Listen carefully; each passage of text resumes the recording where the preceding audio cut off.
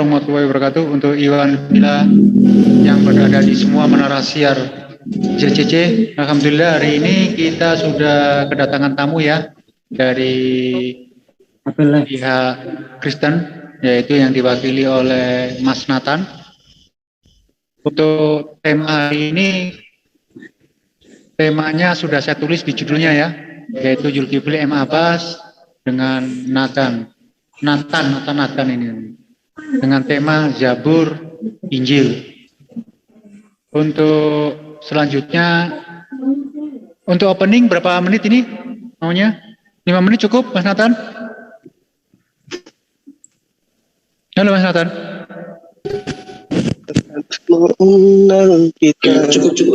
Cukup. Oke, silakan untuk opening Mas Nathan. Timer akan saya gerakkan setelah Mas Nathan berbicara. Monggo. Saya dulu ya, bentar dulu ya. Oke, silakan.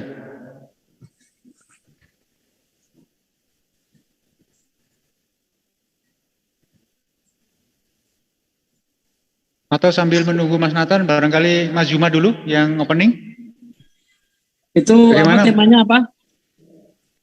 Boleh Bang, boleh. Ya, oke, silakan Mas Zuma. Waktu akan berjalan setelah Mas Zuma berbicara. Silakan. Bismillahirrahmanirrahim. Assalamualaikum warahmatullahi wabarakatuh. Waalaikumsalam warahmatullahi. Damai sejahtera untuk kita semua, sahabat-sahabat sekalian. Semangat siang menjelang sore buat saudara saya, Bang Nathan ya, untuk dialog kita pada sore hari ini. Tema yang Bang Nathan minta dan kita sepakati terkait dengan ajaran Rasulullah Muhammad SAW versus Paulus ditinjau dari sisi terkait hal yang menyangkut masalah Torah, Zabur atau Mazmur dan juga Injil. Ya, itu tema yang Bang tadi ajukan dan insya Allah kita akan bahas pada sore hari ini. Baik, saya mulai. Al-Quranul Karim ya itu bercerita tentang kitab ya. Jadi Al-Quran bercerita tentang kitab-kitab yang mana kitab ini adalah merupakan sebuah pengajaran yang diajarkan oleh Allah melalui perantaraan utusan berupa nabi atau kemudian Islam sebut dengan rasul. Ya, mereka yang mendapatkan posisi sebagai penerima firman dan penjabar firman kepada umatnya masing-masing disebut di dalam Islam itu dengan sebutan rasul. Nah, dalam Islam mengenal Torah dan juga mengenal Zabur serta mengenal Injil itu tentu bukan dari hasil belajar atau dari hasil penyelidikan ataupun dari hasil seminar atau ada semacam pelatihan atau pendidikan yang kemudian umat Islam tahu dari sejak Islam itu diajarkan oleh Rasul Muhammad SAW. Melainkan kitab-kitab ini diajarkan dan disampaikan oleh Rasul Muhammad SAW berdasar terhadap apa yang kemudian Rasulullah terima dari Allah kemudian sampaikan kepada umatnya. Contoh misalnya pengabarannya di dalam Al-Quranul Karim surah Al-Ma'idah ayat 44, di situ diterangkan bahwa sesungguhnya kami telah mewahyukan kitab Torah, di dalamnya ada petunjuk dan cahaya yang menerangi. Yang dengan kitab itu diputuskan perkara orang-orang Yahudi dan orang-orang Yahudi oleh nabi-nabi yang menyerahkan diri kepada Allah dan orang-orang alim mereka serta imam-imam mereka yang kemudian kita kenal dengan rabi-rabi atau pendeta-pendeta. Disebabkan karena mereka diperintahkan memelihara kitab-kitab Allah dan mereka menjadi saksi terhadapnya. Ini salah satu ayat yang menceritakan tentang Torah. Kemudian ayat yang bercerita tentang Zabur ya atau Mazmur itu ada di dalam surah Al-Isra ayat 55. Wa rabbuka alamu biman bis samawati wal ard walakad faddalna ba'da nabiyya. Ya, itu ayat menceritakan tentang kitab yang kemudian diwahyukan kepada Nabi Daud. Dan Tuhanmu lebih mengetahui siapa yang ada di langit dan di bumi, dan sesungguhnya telah kami lebihkan sebagian nabi-nabi itu sebagian daripada nabi yang lain, dan kami berikan Zabur kepada Daud. Ya, itu di surah Al-Isra. Nah, lalu Al-Quran juga bercerita tentang Injil. Nah, di situ ketika Al-Quran bercerita tentang Injil, nyata tertuang di dalam salah satu ayat dalam Al-Quran, di antaranya Al-Maidah ayat 46, wa kaffaina ala atharihim ya bi Isa bin Maryam musaddiqan lima baina yaday minat Taurah, ya, lalu diterangkan bahwa setelah beliau datang mengajarkan Taurat, kemudian Allah memberikan beliau sebuah pengajaran hikmat berupa Injil.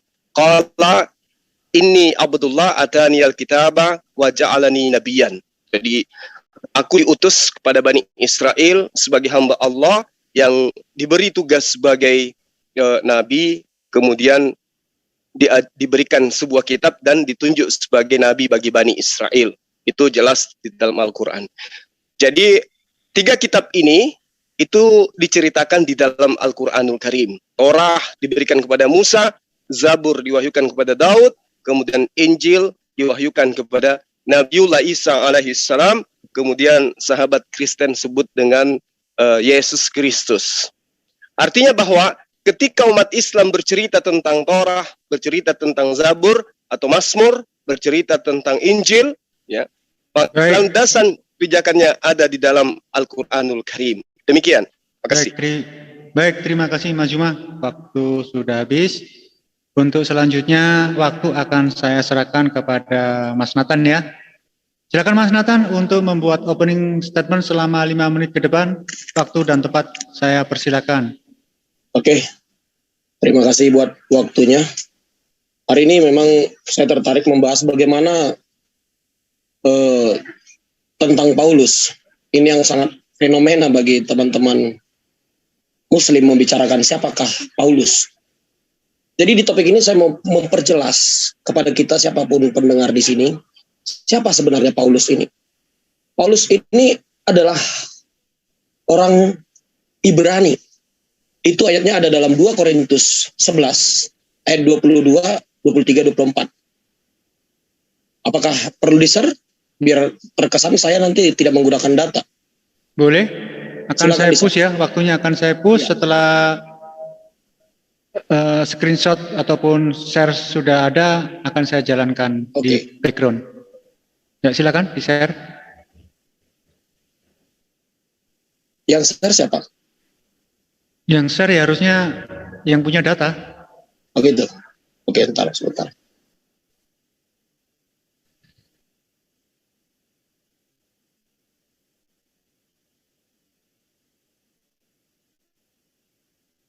Ya, timer masih saya push menunggu screenshot yang akan muncul. Setelah screenshot muncul, timer akan berjalan. Waktu berjalan 4 menit 20 detik.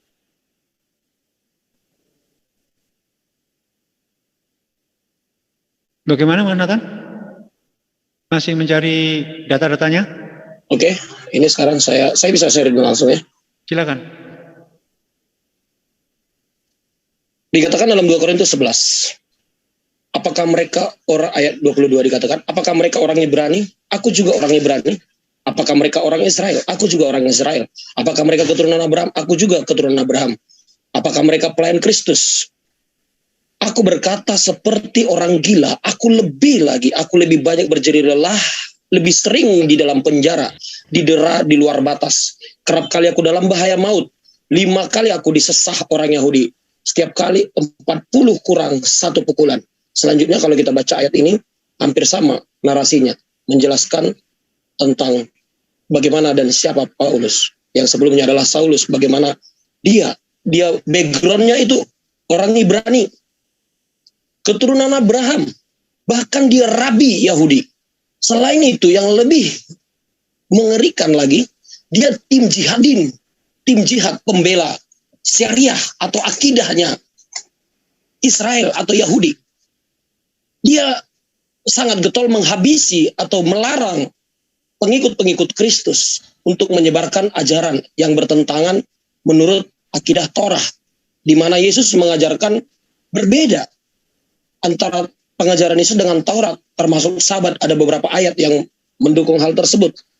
Nah, jadi di ayat lain dikatakan di dalam Matius ayat 23, Yesus juga pernah mencela ahli Taurat.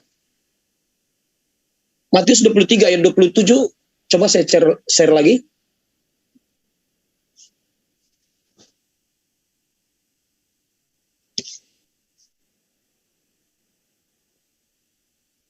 Dikatakan dalam Matius 23-27, celakalah kamu hai ahli-ahli Farisi dan Taurat dan orang-orang Farisi. Hai kamu orang-orang munafik, sebab kamu sama seperti kuburan yang dilabur putih, yang sebelah luarnya memang bersih tampaknya, tetapi yang sebelah dalam penuh tulang belulang dan berbagai jenis kotoran. Demikian jugalah kamu, di sebelah luar kamu tampak benar di mata orang, tetapi di sebelah dalam kamu penuh kemunafikan dan kedurjanaan. Celakalah kamu hai ahli-ahli Taurat dan orang-orang Farisi, hai kamu orang-orang munafik, sebab kamu membangun makam nabi-nabi dan memperindah tugu-tugu orang saleh, dan seterusnya, hampir sama narasinya.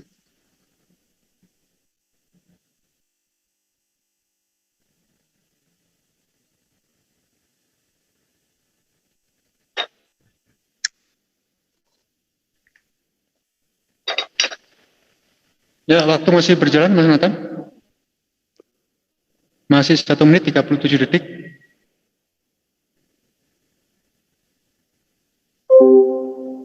Nah, mana Mas Nathan ini? Mic-nya ketutup itu, Mas. Oke, maaf. Oke. Selanjutnya saya mau katakan bagaimana selanjutnya Saulus ini, akhir hidupnya seperti apa? Alkitab mencatat, sejarah mencatat, Saulus mati, dan dia mati dalam pemenggalan. Dia mati bukan karena diguna-guna atau diracun, tapi dia mati karena memang martir. Dia mati bukan akibat berbuat kejahatan membunuh orang sehingga dia dibunuh, tidak.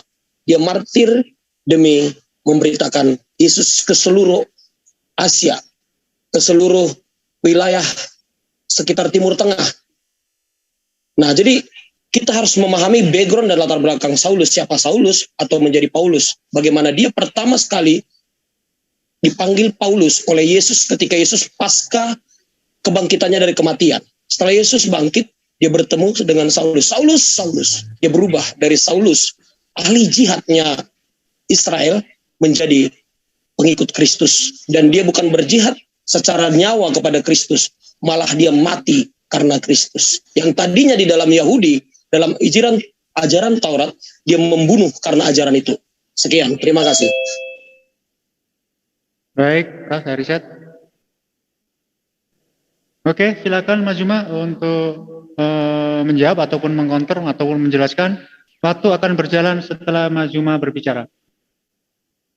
Oke, baik. Jadi kemudian menarik apa yang kita bahas ya. Tadi saya mendengarkan sahabat saya menjelaskan tentang tipikal daripada Paulus itu sendiri. Nanti kita akan bahas, kita akan meruncingkan kasus per kasus sehingga kita bisa mengetahui bahwa di antara pengajaran nabi-nabi itu muncul antikristus yang kemudian saya sebutkan sebagai anti terhadap pengajaran para nabi. Al-Qur'anul Karim menerangkan jelas bahwa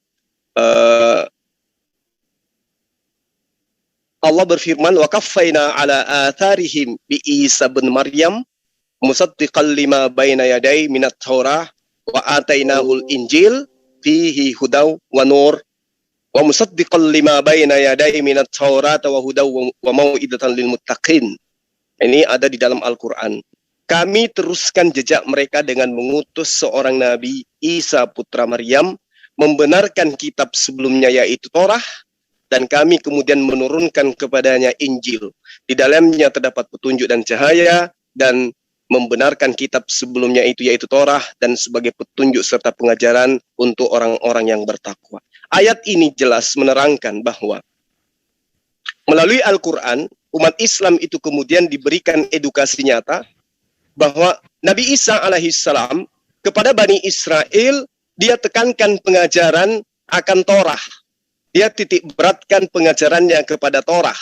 Kemudian pengajarannya ini meliputi firman Tuhan, dan firman Tuhan ini juga terkait dengan syariat Torah yang kemudian disebut dengan hikmah Injil.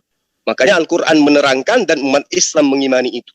Bahwa Nabi Isa itu kelak ya diberikan Injil, sebuah kitab, setelah kedatangannya dia memproklamirkan dirinya sebagai utusan Allah kepada Bani Israel dengan pengajaran Torah, menitik beratkan kepada Torah. Apa yang tertuang di dalam Al-Quran ayat 46 dari surah Al-Baqarah ini, Al-Ma'idah ini, ya, Al-Ma'idah ya, itu juga tertuang di dalam catatan investigasi yang kemudian sahabat Kristen imani sebagai kitab. Dalam Matius 5 misalnya, bahwa di situ diterangkan sosok yang datang kepada Bani Israel yang mengaku sebagai utusan kepada Bani Israel, menekankan datang bukan untuk meniadakan hukum Torah, tetapi kemudian menggenapi, melengkapi, bukan menghilangkan, tapi menggenapi, menjelaskan dengan terinci bahwa tidak setitik pun dihilangkan sebelum langit dan bumi ini runtuh atau lenyap. Artinya bahwa yang diterangkan Al-Quran itu jelas. Nabi Isa alaihissalam mengukuhkan adanya hukum syariat kepada Bani Israel berupa hukum Taurat. Dan itu tidak akan pernah berubah.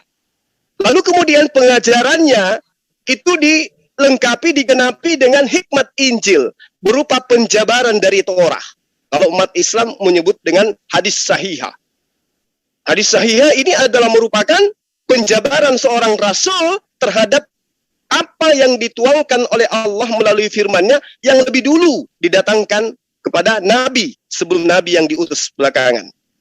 Jadi hadis kedudukannya sebagai penjabar, penekanan terhadap hukum Tuhan, begitu juga hikmat Injil sebagai penjabar, penekanan terhadap hukum Tuhan yang ada di dalam Torah. Jadi tidak akan mungkin bertentangan antara pengajaran Musa Torah dan juga pengajaran Injil yang adalah ajaran Yesus yang diterima dari Allah atau yang disebut teman Kristen sebutan Bapa. Kemudian, kalau Yesus kemudian melalui investigasi hasil penelitian daripada penulis ya kitab yang kemudian dikanon menerangkan Yesus mengajarkan Injil, nah ini nanti akan kita ulas. Dari mana kemudian Paulus ini mendapatkan pengajaran? Dari mana kemudian sahabat-sahabat mengatakan bahwa tulisan Paulus itu adalah firman Tuhan. Sementara yang menjadi utusan kepada Bani Israel dan yang mengaku sebagai utusan kepada Bani Israel adalah Yesus Kristus, bukan Paulus. Dan itu pengukuhannya jelas. Apa yang diajarkan kemudian Yesus kepada Bani Israel itu bertentangan 380 derajat, 3 terhadap pengajaran Paulus kepada orang Kristen hari ini. Jadi kita akan mengerucutkan kalau Al-Quran sudah final, Yesus atau Isa diberi pengajaran hikmat Injil untuk Bani Israel. Sementara belakangan muncul kemudian yang terkonfirmasi di dalam hasil investigasi di dalam hasil investigasi 1 Yohanes 2 nomor 18 sampai nomor 20 bahwa ada antikristus yang berasal dari tengah-tengah Kristen itu sendiri. Demikian sementara, makasih. Terima kasih. Saya reset dulu waktunya. Silakan Mas Nathan untuk menguraikan ataupun menjawab. Waktu 5 menit ke depan untuk Anda. Silakan. Ya. Halo? Ya, bisa terpantau. Ya, silakan. Ya. Oke. Tadi sedikit Bang Juma menyinggung bagaimana dikatakan tentang hukum Taurat. Ya. Di mana perkataan Yesus mengenai 1 iota pun tidak, ya. Jadi saya mau nanggapin itu. Yesus memang berkata dalam Matius 5 ayat 17, jangan kamu menyangka bahwa aku datang meniadakan hukum Taurat atau kitab para nabi. Aku datang bukan meniadakannya, melainkan untuk menggenapinya. Perhatikan kata menggenapinya. Sesuatu menggenapi, sama seperti katakan lusin ya, 1 lusin supaya genap itu berarti 12. Kalau masih ganjil 11. Nah, kenapa harus ada yang menggenapi? Itu Yesus. Yesus menggenapi hukum-hukum Taurat. Yesuslah kegenapan hukum Taurat tersebut. Nah, masalahnya Yesus sang Mesias yang menggenapi ini malah berbeda dari kemauannya si ahli Taurat atau para rabi Yahudi. ketika terjadi penggenapan ini, mereka berharap Mesias yang baru itu adalah Mesias seperti raja-raja Israel, seperti Daud, Salomo. Mereka raja yang diurapi. Kata Mesias itu sendiri, Al-Masih, saya tidak tahu dalam bahasa Arab kenapa Isa disebut Al-Masih dalam Quran ya. Tapi yang jelas dalam tafsir Israel, Al-Masih itu atau Mesias itu adalah yang diurapi, menjadi raja. Dalam paradigma orang Israel, mereka menantikan raja itu raja yang seperti itu, yang siap tempur berperang melawan Romawi pada saat itu. Karena mereka dalam tekanan Romawi. Tapi justru Yesus mengatakan, kerajaanku bukan dari bumi, bro. Kerajaanku dari surga. Saya Mesias seluruh dunia. Mesias untuk orang Indonesia. Mesias untuk bangsa-bangsa lain. Jadi jangan kamu menyangka aku menghapuskan Taurat, tapi menggenapinya. Nah, sang penggenap ini memberikan perjanjian baru, hukum baru. Di mana di sana tidak melakukan lagi hukum seremonial kurbanot. Yang seperti dilakukan Taurat. Nah, menjadi pertanyaannya sebenarnya, justru kalau teman-teman Muslim mengatakan mereka mengamalkan Taurat atau menyempurnakan Taurat, apa alasannya kurbanot tidak ada dalam Islam? Yang tadinya ada. Kurbanot itu menjadi syarat untuk kita datang kepada hadirat Tuhan sebagai membawa persembahan kita, kurban kita, penghapus dosa. Itu kitab Imamat sangat dibahas, itu tidak main-main. Darah dipercikan di Bait Allah. Tidak segampang itu. Nah, tapi Yesus punya dalil, punya alasan untuk membatalkan Taurat itu. Karena dia kegenapan. Sang kegenapan ini berkata pada ayat 18 tadi, ayat 18-nya, karena aku berkata kepadamu, sesungguhnya selama belum lenyap langit dan bumi ini, satu iota atau satu titik pun tidak akan ditiadakan dari hukum Taurat. Bayangkan, Yesus sendiri justru mengikrarkan kehebatan Taurat itu tadi. Tetapi dikatakan pada perkataan selanjutnya, sebelum semuanya terjadi. Apa itu maksud terjadi? Sebelum semuanya itu terjadi, ketika sesuatu sudah terjadi, kegenapan tadi, dari satu lusin, katakan saya ilustrasikan seperti itu, analoginya, 12 satu lusin genap. Nah, ketika itu sudah terjadi, itu adalah rahasia Tuhan. Kapan terjadinya sang Mesias itu digenapi? Nah, ketika itu sudah digenapi dan terjadi, maka dengarkan apa Mesias katakan. Dengarkan apa yang Yesus katakan. Dan itulah yang Saulus ikuti. Sebagai Rabi Yahudi, dia meneliti kitab suci. Dia bukan main-main. Ya, dia bukan sembarangan. Dia Rabi Yahudi. Dia tim jihad, saya katakan seulang sekali lagi. Gak main-main Saulus. Langsung Yesus yang sudah bangkit dari kematian menjumpai dia. Kalau orang berpikir, oh itu di setting. Itu khayalan, cerita-cerita. Mana mungkin Saulus di mana buta 3 hari segala macam. Silahkan Anda mau percaya atau tidak percaya. Nah, selanjutnya jikalau saya bertanya, teman-teman Islam jikalau mengatakan memelihara Taurat, apa alasannya memelihara Taurat? Dan Taurat itu ada hukum syariah di sana. Syariah itu berbicara undang-undang dasar, perdana dan pidana dan perdata. Hukum seremonial. Kalau hukum moral itu hukum kasih. Itu kami praktekkan sampai detik ini. Kami tetap pelihara. Nah, tapi syariah dan akidah kenegaraan yang berhubungan pidana dan perdata itu sudah tidak di zaman Yesus Kristus sebagai sang Mesias dunia. Itu diserahkan kepada negara di masing-masing orang yang mempercayai Yesus Tuhannya. Hukum itu berlaku, pidana perdatanya dari negara tersebut. Terima kasih. Baik, terima kasih Mas Nathan.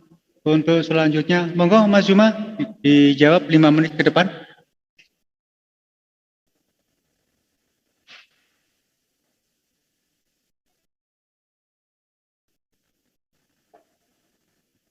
Dibuka dulu mic-nya, Mas.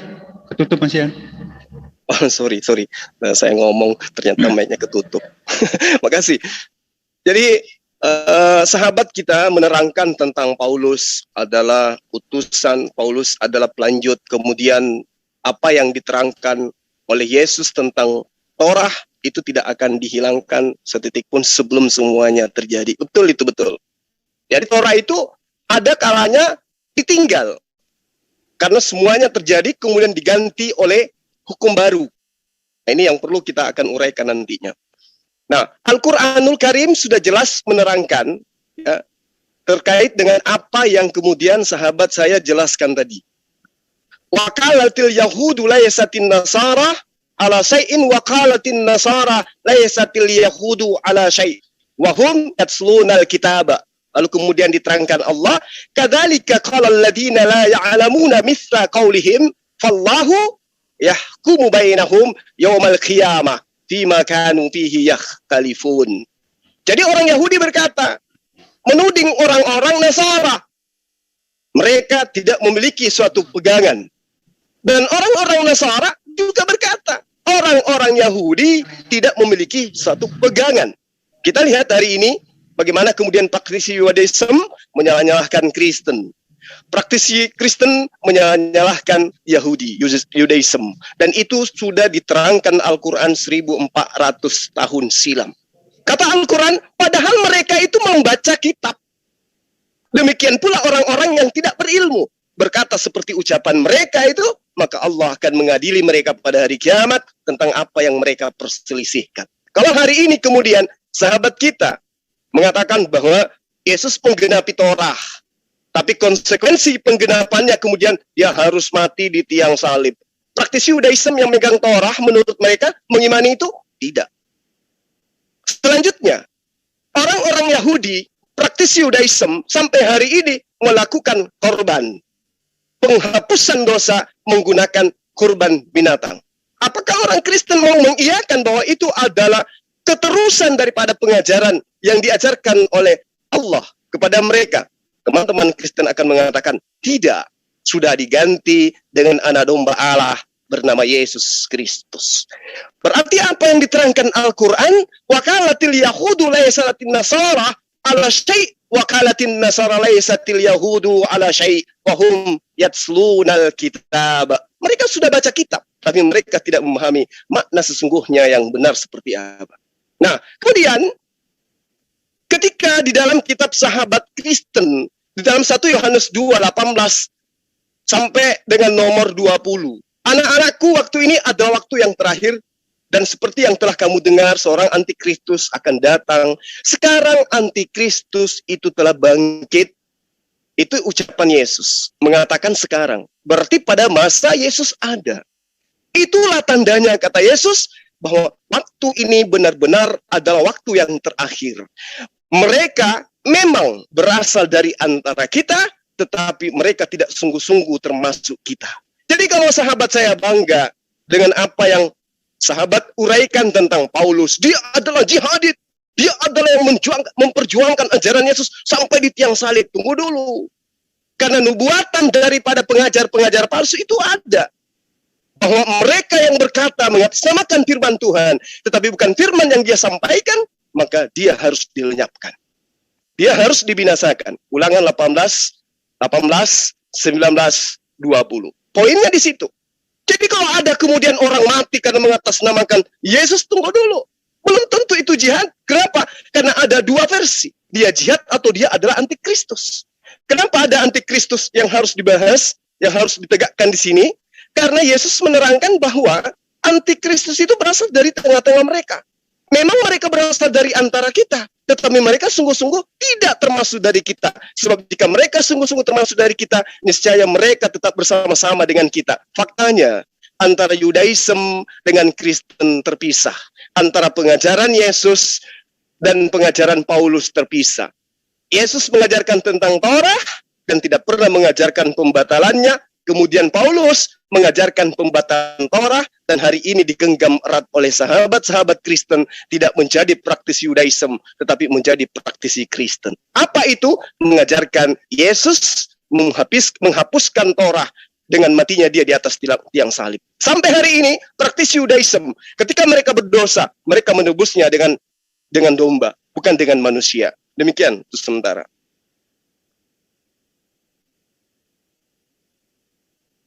Ya, baik, terima kasih. Oh, ada suaranya kok. Bentar. Ini timernya kayaknya bermasalah nih, ntar ya. Ini kenapa timernya begini tadi?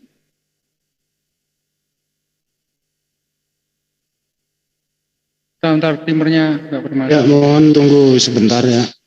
Oke. Ya, oke, normal lagi. Oke, silakan Mas Nathan untuk menjawab maupun mengkontor maupun menjelaskan 5 menit ke depan. Ya, Waktu akan berjalan setelah Anda berbicara. Silakan. Tadi memang udah. Tadi saya ada sedikit singgung mengenai kurbanot yang tidak ada dalam hukum Taurat. Bang Juma tidak jelaskan. Iya. Nah, jadi belum lagi saya berbicara tentang ajaran yang disampaikan Rasul teman-teman Muhammad yang sangat kontroversi dengan ajaran, termasuk ajaran Taurat sendiri tentang sorga. Bagaimana sorga yang dalam Yahudi, bahkan dalam Yahudi hal sorga ini masih abu-abu. Tapi dalam ajaran Muhammad sebagai Rasulnya Allah, SWT, dia mengajarkan dalam surat Yasin ayat 55-56 tentang bagaimana sorga itu ada istri-istri di sana. Ini kita berbicara esensi ajaran tersebut dikomparasi dengan Taurat. Saya tadi tentang korbanot belum terjawab.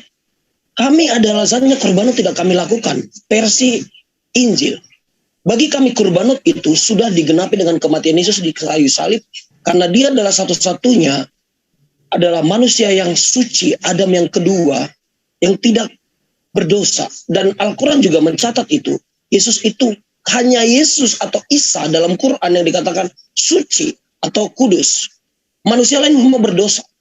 Bahkan Muhammad sendiri sebagai Rasul yang paling dimuliakan, sebagai Nabi termulia, itu tidak dikatakan suci.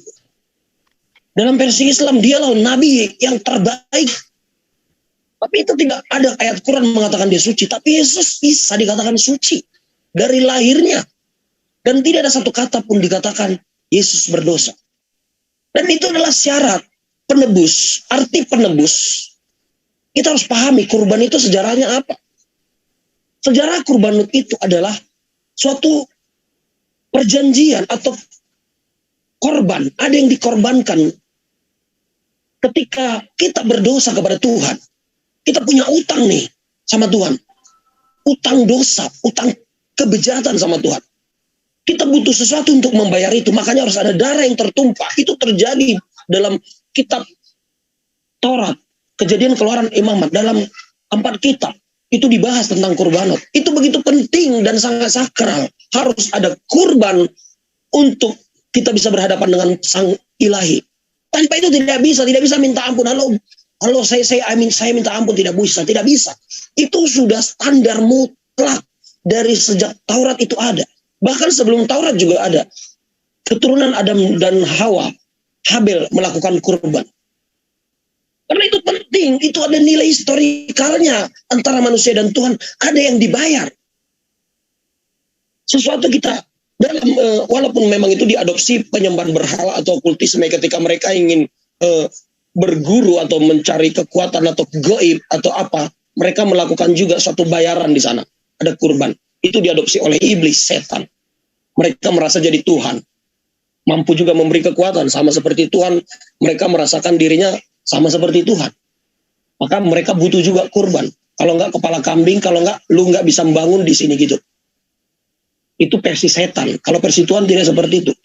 Tuhan memberikan korban itu bukan dari manusia yang dia tuntut. Tapi dia sendiri yang memberikan kurban itu, menggantikan yang seharusnya manusia yang mempersiapkan kurban menghadap Tuhan. Jadi settingan atau rancangan ini tidak main-main, bro. Tidak main-main. Agama itu kalau hanya berbicara mengajarkan kebaikan, banyak beramal, banyak berbuat baik, mudah-mudahan masuk surga. Apa alasannya? Apa yang membuat kita yakin? Agama lain juga, semua agama berbuat baik. Hindu, Buddha berbuat baik. Hindu lebih ngeri berbuat baiknya. Mereka kalau bertapa itu ditanam separuh tubuhnya, itu nggak makan sebulan harus. Kalau berbicara kita, amalan ibadah seperti yang dikatakan Yesus kepada ahli Taurat. Hai kamu ahli-ahli Taurat. Mukamu lu saja, lu janggut, lu panjang-panjangin. Otak lu busuk katanya. Banyak nggak orang seperti itu? Alimnya minta ampun dari luar, jubahnya lebar. Otaknya mesum, banyak yang seperti itu. Dan Tuhan Yesus tidak suka pola-pola yang seperti ini dalam peribadatan kepada Tuhan. Dan yang diaturkan dalam Taurat itu ya seperti itu sih memang di zaman itu. Nah, jadi makanya saya harus angkat tentang siapa Paulus dan kenapa hukum Taurat bergeser. Dan kenapa hukum moral yang dalam Taurat tetap kita pelihara. Dan kitab itu tetap kita pelihara, tapi tidak semua diamalkan. Terima kasih. Baik, terima kasih. Waktu akan saya tambahkan 45 menit ya. Kita masuk versi TikTok aja. Kalau begini membosankan, bikin ngantuk aja. Gimana Mas Cuma? Tak kasih 45 menit aja ya, versi TikTok. Bentar. Ya, nah ini 45 menit silakan dipakai berdua. Jadi tidak usah 5 menit. Kalau ada sesuatu langsung disanggah aja biar diskusinya hidup. Begitu. Waktu akan berjalan setelah siapapun yang berbicara di sini, timer akan berjalan 45 menit ke depan. Silakan. Oke. Jadi gini Bang. Bang Juma, tadi saya bertanya soal kurbanot dalam Taurat yang digembar-gemborkan dalam Islam. Kami juga ada Taurat. Taurat yang seperti apa yang Anda maksudkan? Saya mau tekankan, mungkin kalau Anda katakan sunat, itu ada dalam Taurat. Saya mau tanya tentang kurbanot itu yang sangat esensial dalam keimanan hukum Taurat tentang dosa. Iya. Jadi gini, yang Islam pahami, kurban itu ya seperti yang diterangkan di dalam Al-Quran, itu bermula daripada ajaran Abraham. Apa yang kemudian diajarkan oleh Abraham. Lalu kemudian itu juga terjadi kepada keturunannya dan seterusnya. Kalau di Islam masih ada disebut kurban, Idul Kurban. Nah, terkait dengan ini, di dalam Keluaran 29, Imamat 1:3, Imamat 3:1, Imamat 4:3 dan seterusnya, orang-orang Israel itu melakukan penebusan dosa sampai hari ini dengan mengorbankan lembu atau mengorbankan domba sampai hari ini. Jadi kemudian ketika sahabat saya mengatakan, oh tidak, itu sudah berhenti, sekarang sudah diganti oleh Yesus. Ini ajaran ini yang harus dicari. Pokok permasalahan sebenarnya itu ada di situ. Kalau dalam ajaran agama Islam, jelas Al-Quranul Karim itu sudah memutuskan perkara berdasarkan apa yang diwahyukan kepada Rasulullah Muhammad SAW, bahwa Taurat diperuntukkan kepada Bani Israel, Injil diperuntukkan juga kepada Bani Israel. Nah, yang jadi masalah sekarang, ketika kitab-kitab ini diwahyukan kepada Bani Israel, muncul sekolongan Kristen yang kemudian mengambil pengajaran dari kurban, lalu menggantikan manusia, anak Tuhan, kemudian menjadi korban penebus dosa. Ini yang jadi masalah. Kalau saudara saya menjabarkan tadi tentang dosa harus ditebus dengan matinya Yesus yang salib. Tapi Yesus tidak mengajarkan itu. Matius 19 nomor 17, keselamatan bagi orang itu adalah mentaati perintah-perintah Allah. Itu jelas itu. Lalu kemudian di dalam Matius 5 nomor 20, tidak masuk ke dalam surga seseorang apabila hidup keberagamaannya tidak lebih benar daripada ahli Torah. Apa kehidupan ahli Torah? Ahli Torah menyembah Bapa, Tuhannya satu. Kemudian dia punya tata cara ibadah. Mereka punya prosesi ibadah. Nama rumah ibadahnya bukan gereja. Menyembah Tuhannya bukan Yesus. Dan juga kitabnya bukan gospel dan seterusnya. Bukan kitab yang diimani sahabat Kristen. Sementara pengajaran Yesus dalam kitab Anda berdasarkan hasil investigasi penulis, Matius 5 nomor 20, tidak masuk ke dalam surga apabila hidup keagamaan itu tidak lebih benar daripada ahli Torah. Nah, bagaimana mungkin kemudian Kristen bisa dikategorikan sebagai lebih benar, sementara ajaran yang ada di Torah itu dihapuskan, diganti dengan konsep kasih. Sementara Yesus menerangkan, perbanyaklah harta surga, karena harta surga itu tidak dimakan karat. Artinya, amal ibadah ini yang harus diperbanyak. Namun poinnya, Matius 19 nomor 17, keselamatan bagi yang mentaati perintah-perintah Allah. Nah, adakah perintah Allah agar manusia menyembah anak Maria bernama Yesus? Silakan.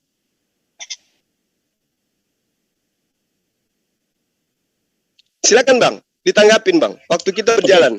Ya, tadi Bang Juma mengatakan sampai sekarang masih ada kurbanot. Yes, memang ada. Itu kenapa itu bagi yang menerima Injil ya tetap Injil, yang tetap Taurat ya Taurat.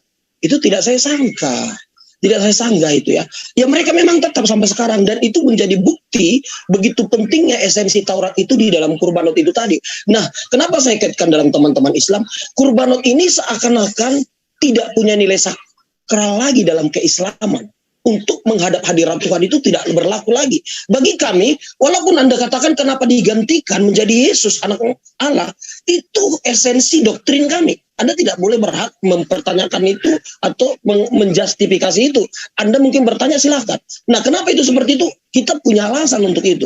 Injil punya alasan untuk itu. Dalam Matius 26 ayat 26 sampai 28, mungkin saya bisa share. Ya, silakan. Ya, saya mau share, tolong dibuka. Hostnya mana hostnya? Moderator, tolong. Oke. Ya. Dalam Matius 26 dikatakan di sini, ayat 26, dan ketika mereka sedang makan, Yesus mengambil roti, mengucap berkat, memecah-mecahkannya, lalu memberikannya kepada murid-muridnya dan berkata, ambillah, makanlah, inilah tubuhku. Sesudah itu ia mengambil cawan, mengucap syukur, lalu memberikannya kepada mereka dan berkata, minumlah kamu semua dari cawan ini, sebab inilah darahku, darah perjanjian yang ditumpahkan bagi banyak orang untuk pengampunan dosa. Kalau Anda katakan Yesus tidak mengajarkan itu, Anda keliru, Bang Juma. Mohon maaf. Makanya saya katakan, jangan sekali-kali kita menyimpulkan agama orang lain. Saya orangnya kalau dalam dialog, saya tidak mau menyimpulkan agama Islam.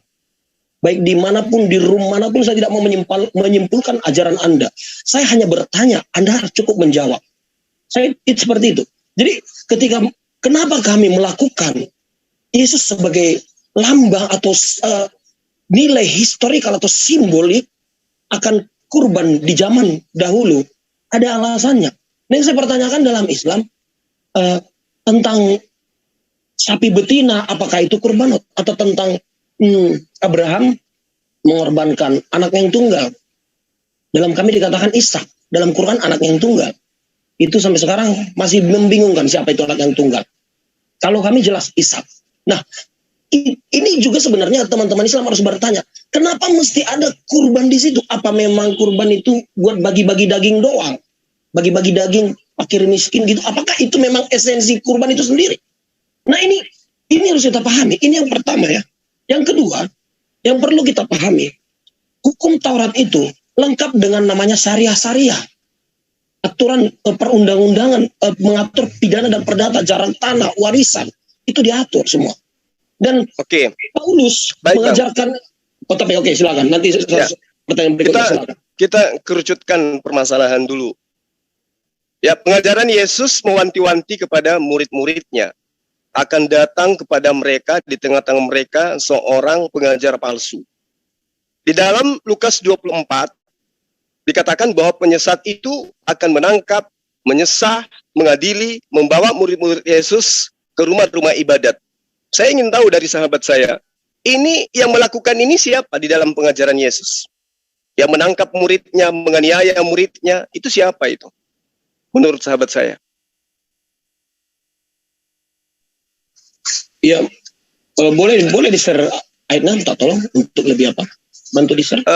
Kalau nggak salah di Lukas 24. Lukas 8 ayat 21 akhir. Oh ya, sorry. Lukas 8, 21, betul. Ya, tolong yang lainnya dibantu. Saya masih handle timer ya.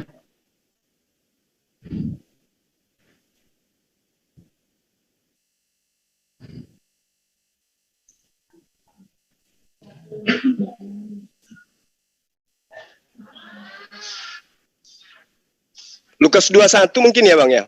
Ya. Lukas 21 nomor 8. Balik. Kembali ya. Iya.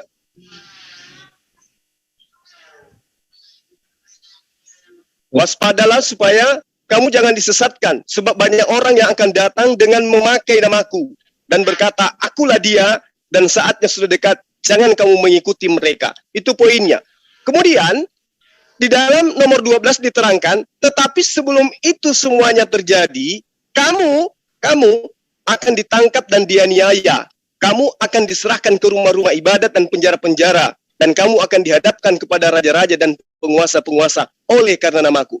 Ini terjadi kepada murid Yesus, pelakunya siapa Bang?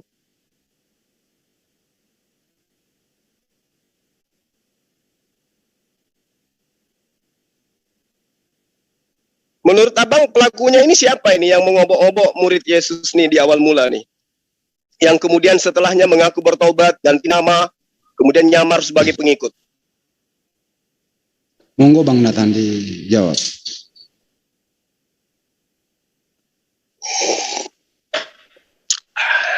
Dibuka mic-nya, Bang Nathan.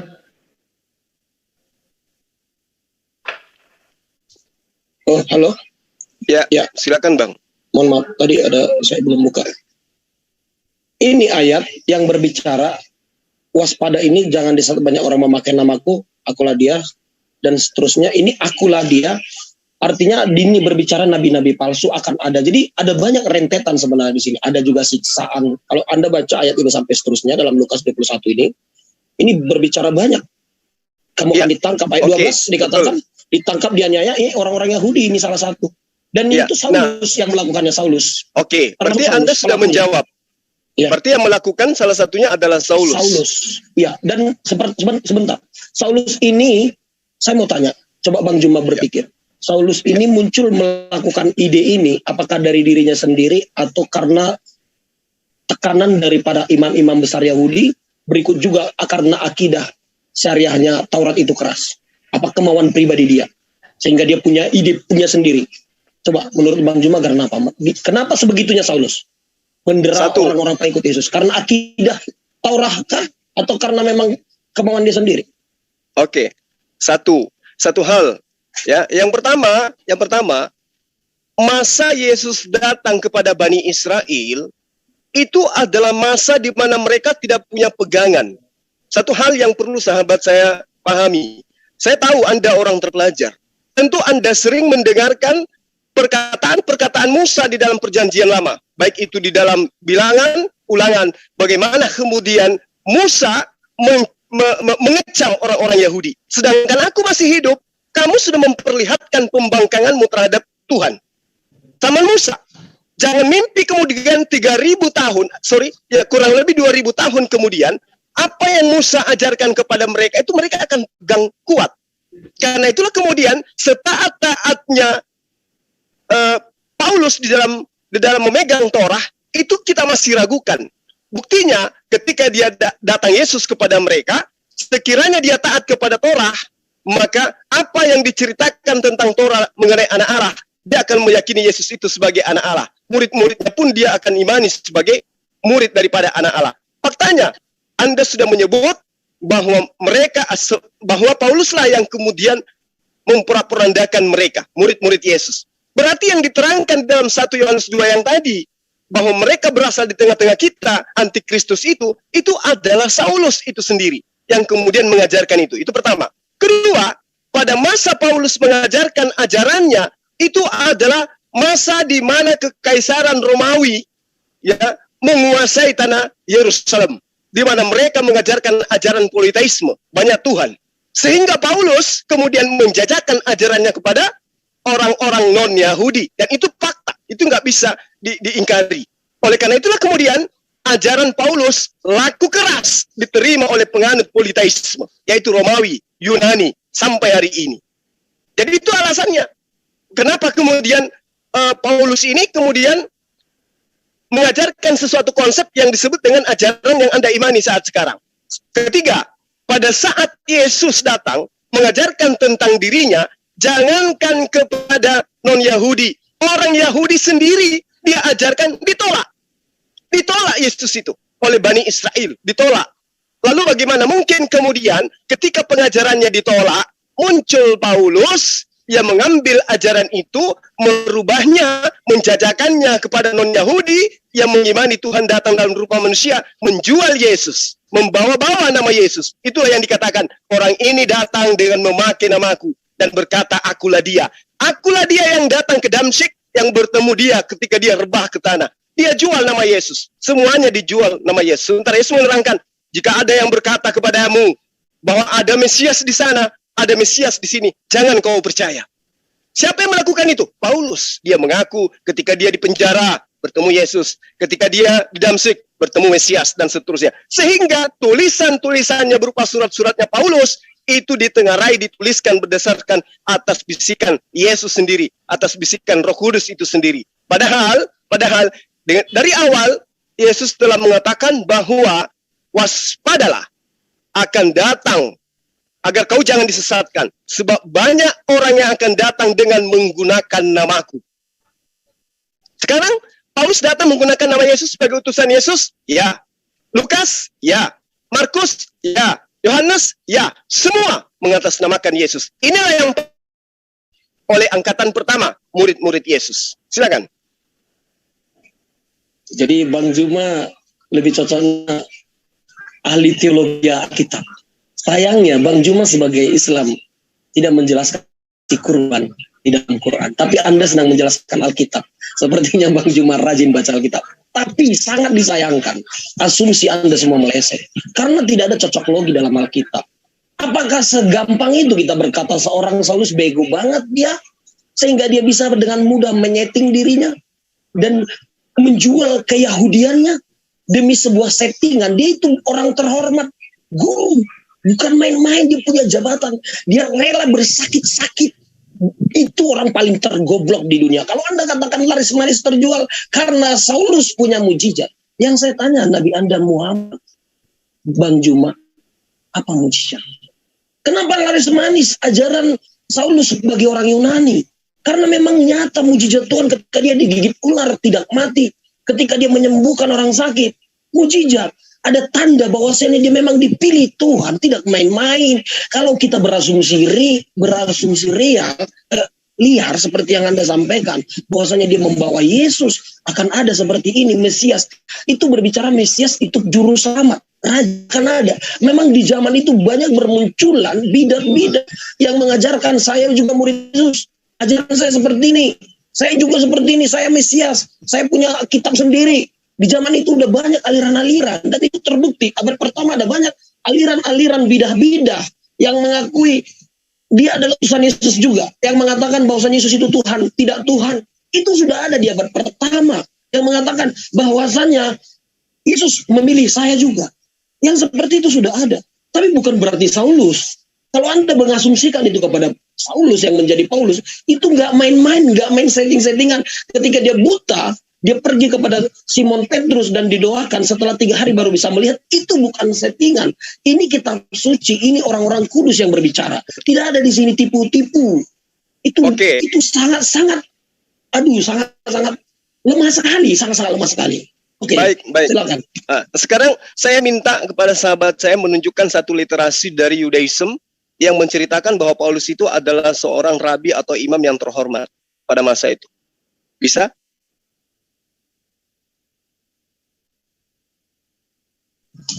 Tadi saya kan sudah bacakan ayatnya di awal, makanya saya tidak mau itu ditanyakan langsung. Saya di awal. Boleh di screen aja Bang datanya. Boleh Bang. saya screen sebentar ya. Perkataan Paulus. Kalau Anda mengatakan bohong juga jadinya percuma juga jadinya. Tapi silakan ya, saya share screen sekarang ya. Oke, sambil Anda menunjukkan itu, saya kasih penyeimbang dalam Kisah Para Rasul 24 nomor 5. Ya. Telah nyata kepada kami bahwa orang ini adalah penyakit sampar, seorang yang menimbulkan kekacauan di antara semua orang Yahudi di seluruh dunia yang beradab, dan bahwa ia adalah seorang tokoh dari sekte orang Nasrani. Yang dimaksud di sini adalah Paulus. Oke, nanti dulu itu Bang Juma ya. Ini apa screen saya terlihat? Ya. Coba Bang Juma yang baca 22 sampai 24, tolong bantu, tolong. Baik. Apakah mereka orang Ibrani? Aku juga orang Ibrani. Apakah mereka orang Israel? Aku juga orang Israel. Apakah mereka keturunan Abraham? Aku juga keturunan Abraham. Apakah mereka pelayan Kristus? Aku berkata seperti orang gila, aku lebih lagi. Aku lebih banyak berjeripaya. Terus ketutang. Bisa ke atas. Ya, jeripaya. Lebih sering di dalam penjara, didera di luar batas, kerap kali dalam bahaya maut. 5 kali aku disesat orang Yahudi, setiap kali 40 kurang 1 pukulan. Apa yang Anda ingin sampaikan dengan data ini? Ini pengakuan Paulus loh. Bahwasanya dia orang Israel, orang Ibrani asli. Ya, pengakuan Paulus kan Bang? Iya. Nah, makanya saya katakan, ini kalau yang penting ini data kami. Ya. Dan sekarang kan kita mau belajar Alkitab di sini. Saya sebenarnya Saya menjelaskan Alkitab, Anda bertanya, saya jelaskan. Anda mau percaya, mau tidak percaya, itu urusan Anda. Baik. Nah sekarang saya tanya esensi kurban sampai dari tadi, dalam Quran itu seperti apa? Yang tadinya di dalam Torah Yahudi itu sangat berguna sekali. Dalam Islam itu sudah tidak ada nilainya dalam kurban itu. Menggantikan, walaupun menggantikan, saya katakan, kalau Anda mengejek, kalau menggantikan anak manusia, orang Kristen di kurban itu silahkan Anda mengejek. Tapi minimal tetap nilai kurbanot itu tubuh dan darah. Roti itu tetap kita ucapkan sebagai sakramen, sebagai kita menghadap Tuhan harus menggunakan tubuh dan darah sebagai materainya untuk menghadap hadirat Tuhan. Nah dalam esensi Quran, kurbanot itu sama sekali hilang. Bahkan ajaran Muhammad juga. Tadi kan topiknya tentang Muhammad. Dan yang kedua saya mau katakan, kenapa ajaran Muhammad juga kalau dikomparasi dengan ajaran Paulus. Paulus itu kerap kali dengan namanya pernyataan dan mujizat-mujizat, tanda-tanda ajaib dalam pelayanan dia. Sementara Nabi Anda tidak. Nah sekarang ini kita saling belajar, saling memberikan pencerahan. Kalau Anda mengatakan kelebihan Muhammad, silakan.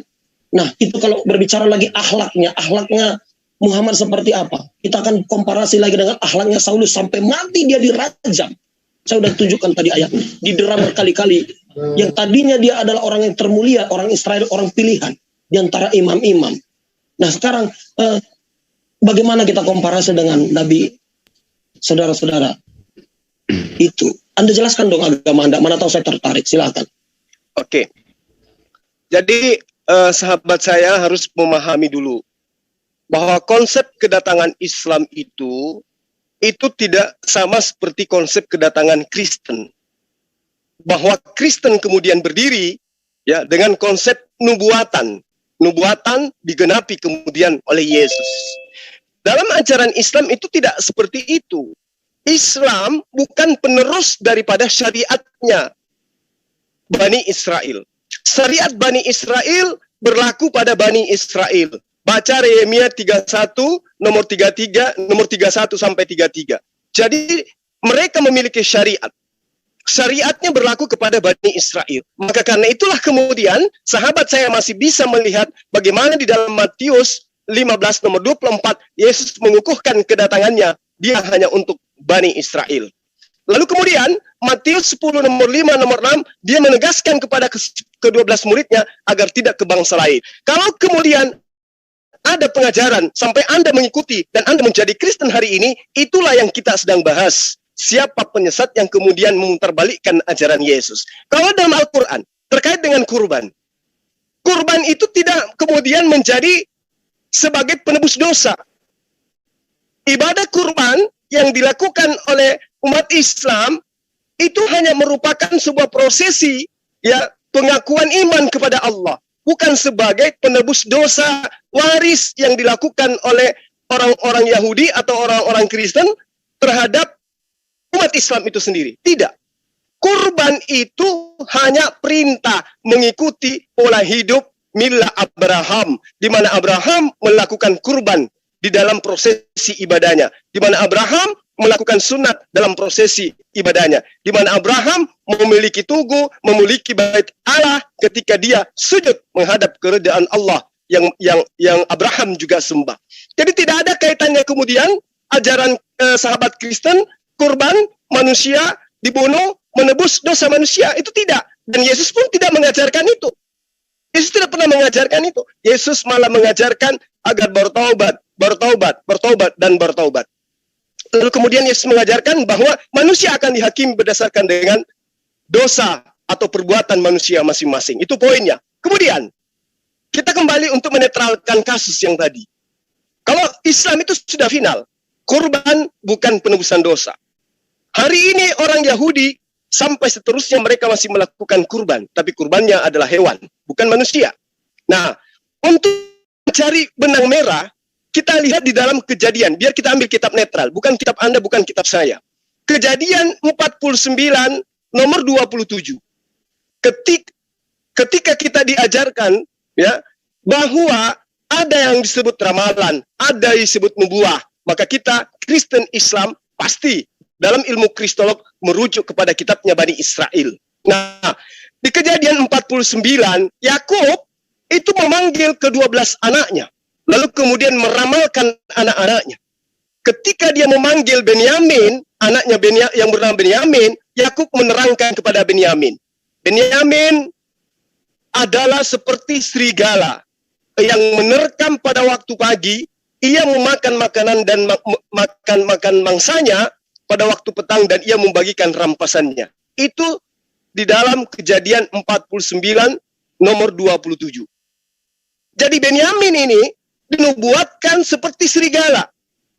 Nah, sekarang kalau Anda bangga berdasarkan apa yang Anda uraikan di dalam 2 Korintus tadi, aku adalah Ibrani, aku keturunan Abraham, dan seterusnya. Kita selidiki lebih jauh apa yang Paulus perkenalkan dirinya lebih dalam terhadap nasabnya dia. Ternyata dalam di kitab Roma pasal 11 nomor 1 jelas diterangkan, aku Paulus sendiri pun orang Israel dari keturunan Abraham, dari suku Benyamin.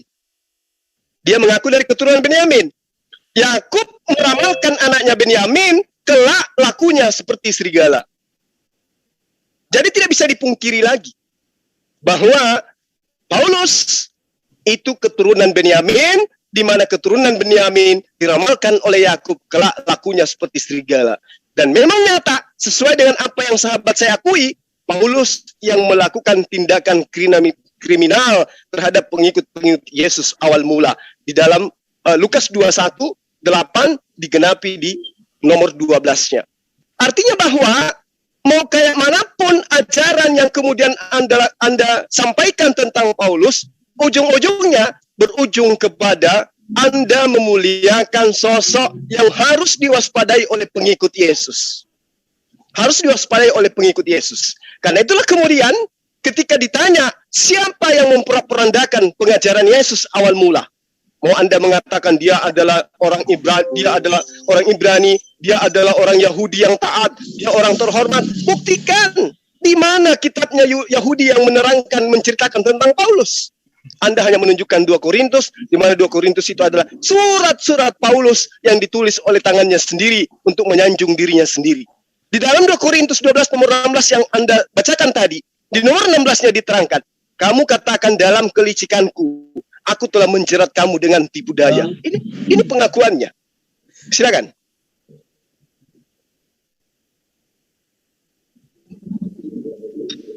Silakan Bang, ditanggapi. Mana Mas Nathan? Ayo Mas Nathan. Ya, kembali Bang Juma tetap membahas esensi Alkitab. Tapi kalau kita pendengar Kristen mendengarnya Bang Juma, itu sangat gimana ya? Sama sekali nggak nyambung Bang Juma. Kalau Anda sedang menjelaskan Alkitab seperti Anda rentet-rentet atau cocok logi, keturunan Benyamin, seperti itu nggak begitu teknis dalam tafsir Alkitab. Nah sekarang makanya di sini hampir polemikus Islam yang memang seperti itu. Mereka seakan-akan menguasai Alkitab, tapi dalam Qurannya sendiri tidak dikuasai. Jadi kembali saya coba dong saya sebentar coba ajaran esensi. Ada banyak sebenarnya yang mau saya tanyakan seputar perbedaan Taurat dengan yang diajarkan Muhammad tentang ajarannya, termasuk mengenai sorga. Nah, coba Bang Juma bisa nggak jelaskan surat 36 ayat 55 dan 56 itu? Terkait dengan apa sorga, Bang? Tentang ajaran Muhammad tentang sorga yang diperolehnya wahyu dari Allah. Bagaimana Anda menerjemahkan itu, menjelaskan agama Anda dulu? Anda jadi gini, silakan coba Anda ajarkan ajaran. Bagaimana coba Bang Juma ajarkan dulu ajaran itu. Kita komparasi dengan Taurat dan Injil, Zabur, kan gitu topiknya tadi. Apa kaitannya, esensi ajaran itu bersentuhannya di mana dan seperti apa? Anda proklamirkan dong ajaran itu kepada kita. Dan kami juga kalau Anda tanya, saya sudah jelasin tadi antara Taurat dan Injil itu bedanya ketika akidah atau hukum syariah yang di Taurat itu memang di zaman Yesus sudah tidak berlaku lagi. Selalu berulang-ulang saya katakan, syariah atau akidah yang dihukum Taurat itu di zaman Yesus itu tidak berlaku buat bangsa-bangsa. Dan memang terbukti aturan mengenai tanah, perdata pidana negara punya masing-masing hukum. Dulu itu, hukum Taurat itu sifatnya eksklusif, hanya untuk orang-orang Israel. Sama kalau kita orang Jawa, ada namanya kejawen. Kejawen itu juga mengatur gaya kehidupan kita sehari-hari. Gunting rambut bulan sekian, puasa Senin Kemis, itu ada yang seperti itu. Dan itu berlaku hanya di kejawen orang Jawa saja. Dan Taurat itu juga berlaku hanya untuk bangsa atau suku orang Israel saja. Nah, bagi kita setelah Yesus sudah punya upgrade, yaitu Injil, perjanjian yang baru. Nah, itu sudah saya jelaskan tadi, hukum perdana, pidana, dan data itu sudah tidak berlaku lagi kepada di zaman Yesus. Nah, saya kan kembali, kita membahas dari perbedaan Paulus dengan Muhammad dalam pengajarannya, perjalanan keimanan mereka sampai matinya. Ini yang penting, karena Bang Juma sering membicarakan Paulus di jum-jum lain. Dan saya sekarang mau bandingkan komparasi dengan Muhammad. Muhammad mengajarkan tentang surga dalam surat tadi yang dikatakan. Apa saya yang share screen? Surat 36 ayat. Coba saya yang share, coba. Biar Bang Juma yang sebagai seorang ustaz. Jadi gini Bang. Coba Bang Juma jelasin dulu ayat ini. Coba tunggu. sebentar. Jadi gini Bang, kita ambil waktu lain nanti untuk membahas tentang surga. Ya, sekarang kita konsentrasi Anda tadi sudah terhadap tema. Anda sudah mengotak-atik kitab saya sampai sekian tentang Benyamin. Saya mengotak-atik ini saja dari Quran. Ini berbicara tentang Torah, Zabur dan Injil. Silakan otak-atik Al-Qur'an yang terkait pernyataan Quran dengan Torah, Zabur dan Injil. Kaitan surga nanti kita akan bahas di sesi berikutnya. Ayat ini kaitannya dengan Taurat atau Zabur? Ayat ini coba Anda jelaskan. Ini esensi ayat ini. Esensi ayat ini masuk ke Taurat kah, atau ke Quran atau ke Zabur atau seperti apa? Coba Anda jelaskan. Begini loh Bang, saya bukannya tidak mau membahas itu. Kita terlalu jauh ke sana. Ini yang kita bahas sekarang adalah terkait dengan kitab suci menurut pandangan Islam dan Kristen dalam mendudukkan Paulus dan juga Rasulullah Muhammad SAW. Bukan terkait dengan surga. Kalau surga kita boleh lanjut besok, lusa, atau kapan saja Anda mau. Oke, sebenarnya begini Bang Juma. Makanya tadi kan intinya, kan kalau kita naikkan ke permukaan, siapa Paulus, tentunya kan kita bersangkut paut juga dengan, mungkin kita bahas juga ajarannya yang berkaitan dengan Taurat. Kan itu tadi. Demikian juga Muhammad. Apa ajaran Muhammad salah satunya? Contohnya, atau saya kembali ke bagaimana Muhammad mengajarkan tentang penghapusan dosa. Coba itu, kalau itu boleh nggak berkaitan dengan Taurat itu? Bagaimana Muhammad konsepnya tentang penghapusan dosa yang tadinya di dalam Taurat itu ada? Itu mungkin bisa dijawab. Dari tadi saya tanya itu. Yang tadinya itu kurbanot di dalam hukum Taurat, di dalam kami penggantinya adalah tubuh dan darah Yesus sebelum menghadap hadirat Tuhan. Nah, bagaimana dengan perspektifnya Islam? Anda sebagai ustadz lah, katakan, atau guru lah di sana. Coba Anda jelaskan bagaimana pola prinsip untuk menghadap hadirat Tuhan sebagai kurban kita kepada Tuhan, kurban kita. Apa yang kita lakukan kalau orang berdosa, dan bagaimana konsep penghapusan dosa dalam pandangan Islam? Ya, baik. Terima kasih ya. Kalau terkait dengan itu, Al-Quran itu sudah sangat jelas perintahnya. Ya ayyuhalladzina amanu tubu ilallahi taubatan nasuha. Jadi perintah di dalam Islam terkait dengan dosa tidak mengenal konsep dosa waris.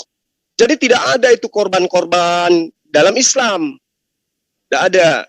Nah, Islam mengajarkan, hai orang-orang yang beriman, bertaubatlah kepada Allah dengan taubatan yang sesungguhnya.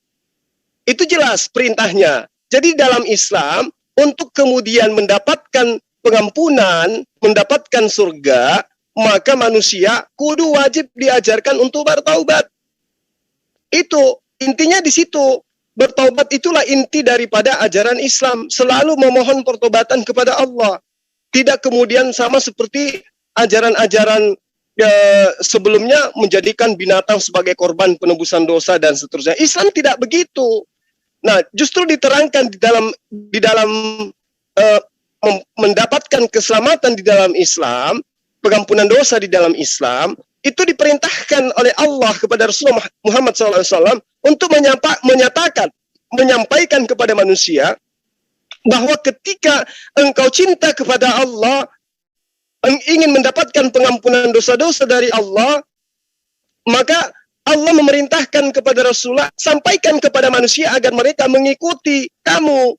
Qul in kuntum tuhibbunallah fattabi'uni yuhibbukumullah wa yaghfir lakum dzunubakum wallahu ghafurur rahim. Allah Maha Pengampun, Allah Maha Penyayang. Untuk mendapatkan kasih sayang Allah, untuk mendapatkan pengampunan Allah, bukan dengan cara mengimani, membunuh manusia yang ditengarai inkarnasi Tuhan untuk menebus dosa manusia. Tetapi dikatakan qul in kuntum tuhibbunallah. Kalau engkau itu cinta kepada pencipta alam semesta, kepada penciptamu, maka ikutilah aku. Fattabi'uni. Niscaya Allah mencintaimu dan mengampuni dosa-dosamu. Nah, manusia hidup di dunia ini, Kristen, Islam, Hindu, Buddha, kalau sudah dicintai oleh Sang Pencipta alam semesta, sudah diampuni segala dosa-dosanya oleh Pencipta alam semesta, maka keselamatan tidak akan pernah diragukan lagi. Nah, bagaimana caranya diampuni oleh Allah? Bagaimana caranya kemudian disayangi oleh Allah? Kata Allah, "Qul in kuntum," katakan kepada manusia, wahai Rasulullah Muhammad SAW, jika engkau mencintai Allah, jika engkau menginginkan dosa-dosamu diampuni oleh Allah, maka sesungguhnya Allah itu Maha Pengampun lagi Maha Penyayang, maka serukan kepada mereka, fattabi'uni, ikutlah kepadaku. Nah, Islam itu begitu. Makanya umat Islam itu ketika diperintahkan imani Yesus sebagai utusan Tuhan, kami imani, karena itu perintah. Karena Rasul Muhammad SAW mengakui, mengimani, mengikrarkan di dalam konsep imannya, mendudukkan Yesus sebagai Rasulullah, utusan Allah.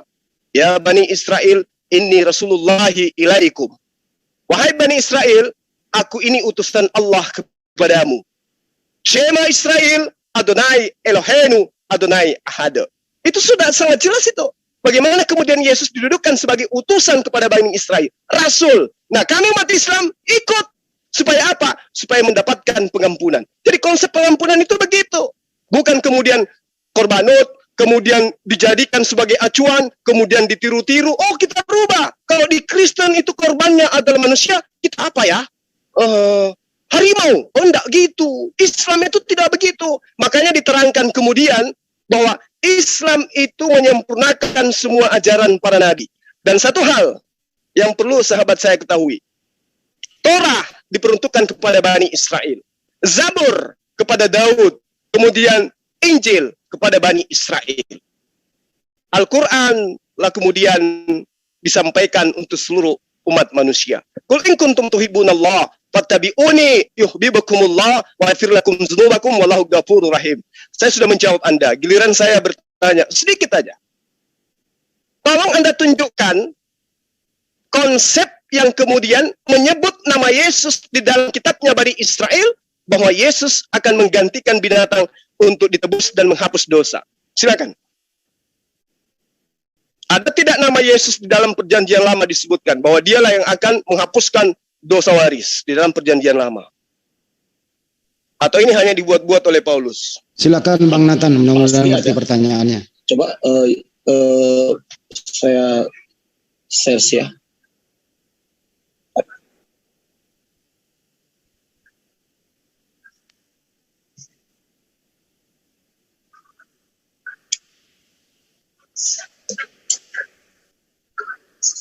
Bang Nathan kan paham pertanyaan Bang Juma? Iya. Iya. Saya yang share atau saya bacakan atau seperti apa? Terserah aja. Yang penting ngerti pertanyaan dulu supaya nggak salah jawab gitu loh.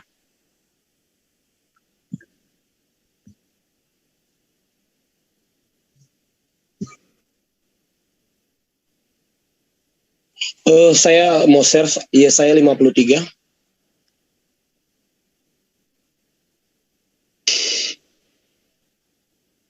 Ini kitab Yesaya ya, ayat 4.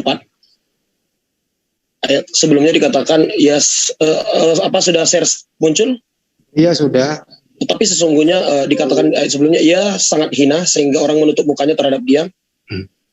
Dan bagi kita pun dia tidak masuk hitungan, tetapi sungguhnya penyakit kita yang ditanggungnya, kesengsaraan kita yang dipikulnya, padahal kita mengira dia kena tulah, terkutuk, dipukul dan ditindas Allah. Tetapi dia tertikam oleh karena pemberontakan kita, karena dosa kita. Dia diremukkan karena kejahatan kita, dosa. Ganjaran mendatangkan keselamatan bagi kita ditimpakan kepadanya. Oleh bilur-bilurnya kita menjadi sembuh. Ini ada komparasi ayat ini di dalam 1 Petrus. Ia sendiri telah memikul dosa kita dalam tubuhnya di kayu salib, supaya kita telah mati terhadap dosa, hidup untuk kebenaran, oleh bilur-bilurnya kamu telah sembuh. Ini kita lakukan ketika Bang Juma minta perjanjian lama aja tadi. Iya, kita komparasi, ada kebetulan ada komparasinya di sini dengan Injil ya. Petrus itu murid Yesus langsung. Petrus itu mengucapkan itu bukan, kalau kita mengatakan suka-suka mereka lah ngarang-ngarang, itu terserah Anda. Saya katakan juga Quran itu kalau Muhammad yang ngarang-ngarang itu kan bisa-bisa saja. Kalau saya katakan itu perkataan dia, kalau ketika Allah berkata dia adalah Tuhan dan segala macam, ada ayat yang membingungkan sih sebenarnya. Nggak Siapa ada yang yang berkata, ngomong nggak ada yang kepada siapa? berkata ngarang. Silakan menyimak di sana. Jadi tadi kan belum ya? Oh, ya, menafsirkannya semua itu Yohanes itu sama Paulus membuat mengarang-arang semua mereka itu apa seperti itu. Kalau seperti itu, nah dikatakan berikutnya kita sekalian seperti domba yang masing-masing mengambil jalan sendiri, tapi Tuhan menimpakan kepadanya kejahatan kita sekalian. Dia-dianya tetapi membiarkan diri ditindas dan tidak membuka mulutnya, seperti anak domba dibawa ke pembantaian, seperti induk domba yang keluh, orang menggunting bulunya. Yesus digambarkan anak domba Allah, domba yang menebus pemberontakan kita. Jadi makanya jangan asumsi liar. Jadi makanya saya jangan ditutup Bang, jangan ditutup ayatnya biar Banyuma nanggapin. Benar nggak di situ Yesus? Udah dia pasti udah tahu dia. Ya silakan Ya, Banyuma. Jadi sahabat saya ini kemudian mengatakan jangan berasumsi. Barusan berasumsi.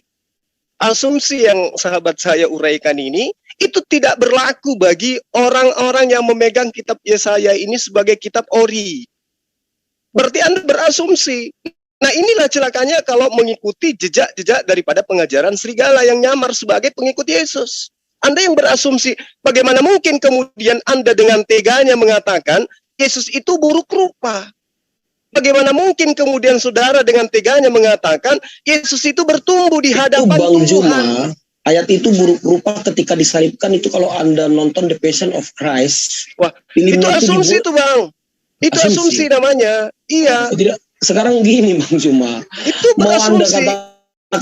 Anda katakan itu asumsi dan Anda yang mengatakan bahwasanya Paulus itu malah Anda mengasumsikan dia mengarang-ngarang atau cerita ke Roma ke sana, itu Anda asumsikan benar. Ketika kita menjelaskan kitab kita Anda katakan asumsi. Nah, artinya gini sahabatku, jangan pernah Anda menuding saya asumsi ketika yang saya sajikan adalah data. Sementara Anda tidak mau ditegur sebagai asumsi. Kita ambil solusi. Gini solusinya. Anda menuhankan Yesus. Di dalam Yesaya yang Anda bawa 53 nomor 2 kita lihat. Sebagai taruk ia tumbuh di hadapan Tuhan. Saya ingin tanya kepada Anda. Benarkah Tuhan Anda itu bertumbuh di hadapan Tuhan semesta alam? Jawab Nathan. Tolong jangan dibuang logika dan akal. Kita beragama itu harus dengan logika dan akal. Benarkah Tuhan yang Anda sembah itu bertumbuh di hadapan Tuhan? Ya, ya nggak ada masalah, tunas. Karena memang dia itu kan anak Allah, tunas. Berarti Tuhan Anda bertumbuh. Iya. Tunas itu kan. Nah, oke. Saya kunci di sini, Bang. Saya kunci di sini. Sumbernya. Makanya Yesus mengatakan, aku berasal dari Bapa. Kalau kita katakan semua orang berasal dari Bapa, nggak ada yang berasal dari. Berbeda, tidak ada yang berani mengatakan seperti itu. Satu nabi pun tidak ada yang berani mengatakan aku dan Bapa adalah satu. Saya berasal dari Bapa. Tidak ada yang berani. Nah, jadi seperti itu. Jadi kalau Anda, yang penting ketika teman-teman Islam bertanya tentang Yesus sebagai anak domba Allah, ada ayatnya didukung dalam perjanjian lama. Nah, kita jangan karena ada Yahudi TikTok ya. Nah, yang penting kita sebagai orang Kristen menjelaskan akidah kita itu menurut apa yang kita tafsirkan, imani. Nah, seketika kita bertanya teman-teman Islam juga seperti itu, jelaskan dari Quran. Nah tadi kembali ke Tuhan bertumbuh Bang. Tuhan bertumbuh. Yang saya tangkap dari Bang Juma tadi tentang bahwasannya dalam Islam itu cukup tidak ada minta ampun saja selesai. Maaf Bang Juma, esensi Taurat dan kekristenan tidak seperti itu. Kalau hanya bertobat, agama Buddha juga mengajarkan pertobatan. Agama Hindu juga pertobatan. Kejawen juga mengajarkan pertobatan. Iya, tapi tobatnya kepada siapa? Pertobatan. Apakah itu menjadi esensinya? Jangan pindah topik dong, Tuhan bertumbuh dulu dong, kelarin dulu nih ya. Itu tidak, tadi kan di awal Bang Juma singgung itu juga. Ini kan dia bolak-balik cecar saya dengan pertanyaan, tapi saya kan tanggapi juga tadi respon tentang pengampunan dosa. Netizen ini penasaran kok ada Tuhan bertumbuh gitu. Ini dulu. Ya memang iya. Sebagai taruk ia tumbuh di hadapan Tuhan. Sebagai taruk itu tunas. Seperti Anda pernah nggak menanam sesuatu, ada tunas muncul. Artinya ketika tunas itu muncul, sesuatu yang baru muncul, yang wow. Artinya berarti dia adalah Tuhan yang dibentuk dalam bentukan baru kan? Betul, memang iya. Makanya dia 100% manusia. Nah sekarang coba di share screen Yesaya 43 nomor 10. Apa yang kemudian Allah katakan di situ? Ada enggak Tuhan baru dibentuk? Yesaya berapa? Yesaya 43 nomor 10. Yesaya 43 nomor 10.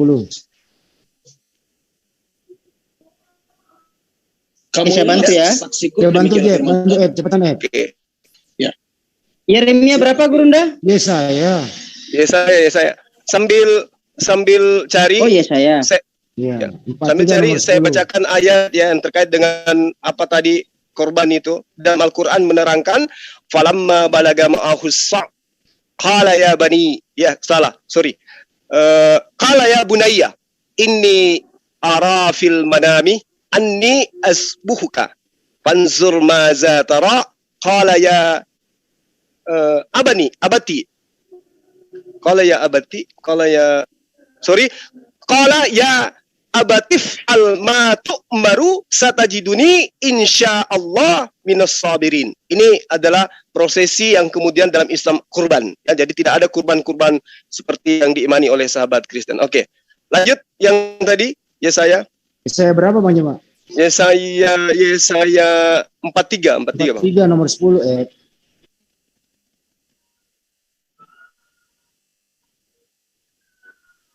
Kamu inilah saksi-saksiku. Demikianlah firman Tuhan. Firman Tuhan loh ini, bukan perkataan saya. Ya.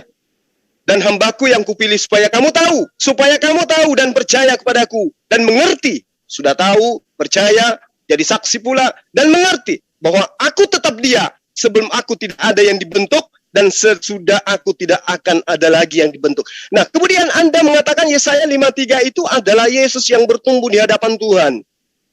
Bagaimana kemudian Anda membentuk Tuhan baru di hadapan Tuhan? Sementara Yesaya 43 nomor 10, Tuhan sendiri mengangkat saksi tidak ada Tuhan yang dibentuk sebelum Dia dan sesudah Dia. Ini Tuhan Anda dibentuk di hadapan Tuhan dan kemudian bertumbuh. Ini konsep yang diajarkan oleh Yesus kah?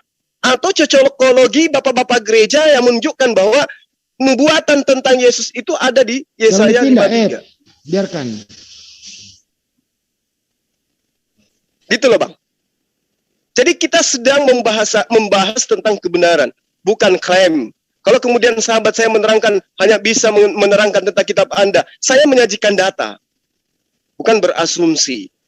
Kalau hari ini kemudian sahabat saya menerangkan tentang Paulus, betul, karena memang Anda wajib hukumnya membela Paulus, karena Anda pengikutnya. Oke, Bang Juma bisa saya jelaskan ayat ini? Boleh, silakan. Bang Juma, ayat ini berbicara esensi Tuhan yang memang tidak bisa dibentuk. Aduh, siapa yang nyuruh nutup biar dia jelaskan gitu loh.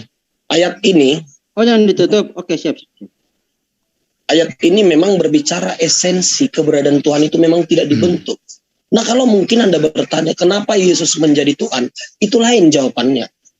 Itu lain persoalannya, lain topiknya. Nah maka kita akan masuk kepada siapa Yesus, bagaimana Yesus. Nah sekarang makanya kalau Anda tadi giliran Anda mempertanyakan ini bisa, nanti saya tanya tentang ajaran Muhammad, tentang yang lain juga mungkin bisa seharusnya. Tapi ini saya nanti di lain waktu kita akan jawab ini siapa Yesus. Apakah memang Yesus yang dibentuk? Apakah memang Yesus itu? Dari awal Anda mengatakan dibentuk Tuhan Anda. Di ayat ini nggak dibentuk, bertentangan loh Mas. Yang dibentuk itu sekarang kan siapa? Yesus yang secara keilahiannya kah?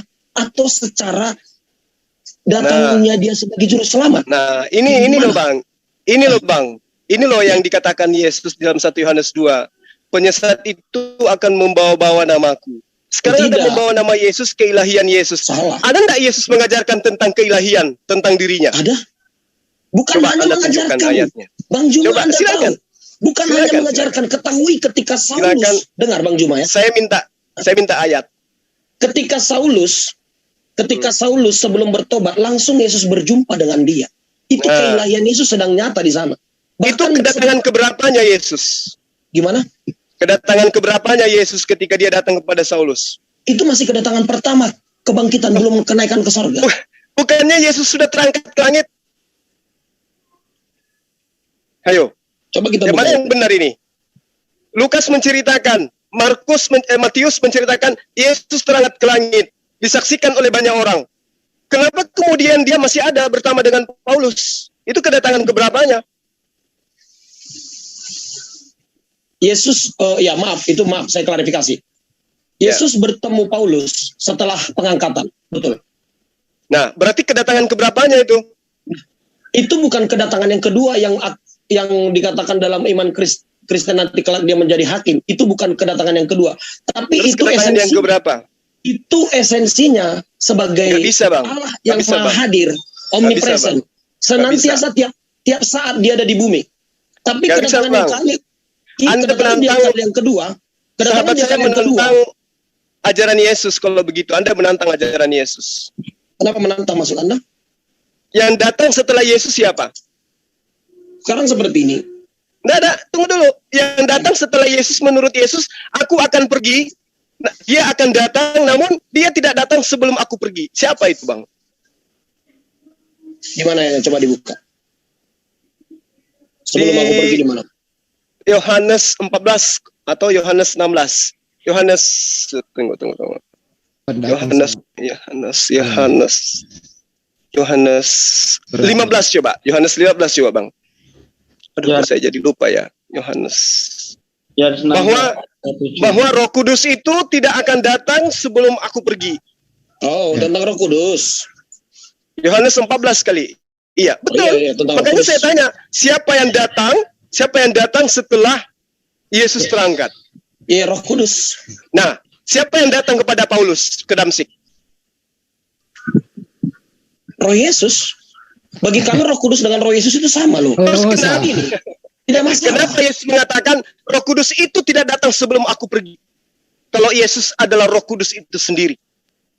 Ya memang karena hakikatnya sama-sama memiliki Nah, hakikat ilahi. ini asumsi kan? Roh Kudus Ini juga asumsi punya kan? hakikat ilahi. Sahabatku, ini asumsi kan? Tidak asumsi, memang faktanya seperti itu. Nah sekarang seperti ini. Saya minta dalil yang tadi dong. Yohanes berapa tadi tuh? Kok saya jadi lupa? 16. Iya. Yohanes 16. Ayat Ini akan sangat menarik ya, biar saya jelaskan ya. Yohanes Yohanes 16. berapa? Yohanes 16. Yohanes 16 ayat 7 ya? Ya. Kok saya bisa jadi lupa ya? Sorry.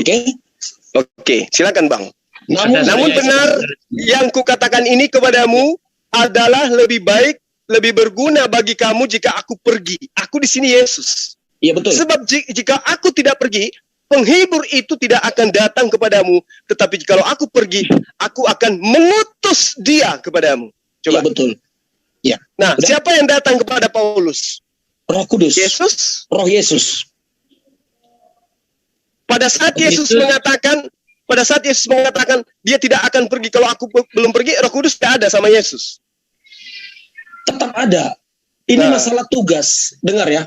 Kalau dalam konsep kami kekristenan, ini dikatakan pada ayat berikutnya, pada ayat ke-8, Roh Kudus itu ia datang menginsapkan dunia akan dosa.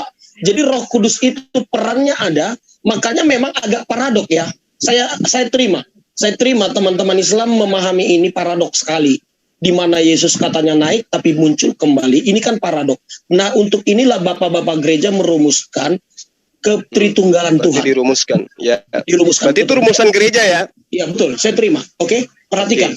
Nah, saya tanya Anda, apa rumusan Anda tentang kalamullah yang muncul ketika Musa muncul, ada suara Tuhan di sana? Apa rumusan Anda? Siapa itu yang muncul? Ya. Paradok Baik. itu ada dalam kitab suci, bro.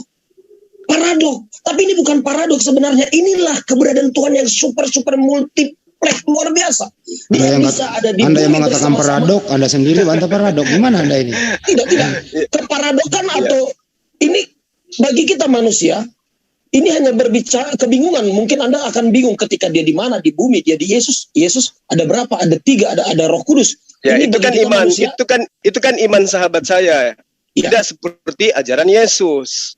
Itu Nah, beda. sekarang kan gini, kalau kita membahas ini memang kita akan jumpakan juga nanti ada ayat-ayat lain di mana ada peran Roh Kudus, ada peran Bapa, peran Putra di baptisan air, ada 3 di situ. Kita akan masuk kepada rumusan Tritunggal. Itu mungkin di topik lain. Ini sudah mendalam. Ini sudah sensi ajaran Kristen tentang keberadaan Allah, Sang Kalam, Sang Firman.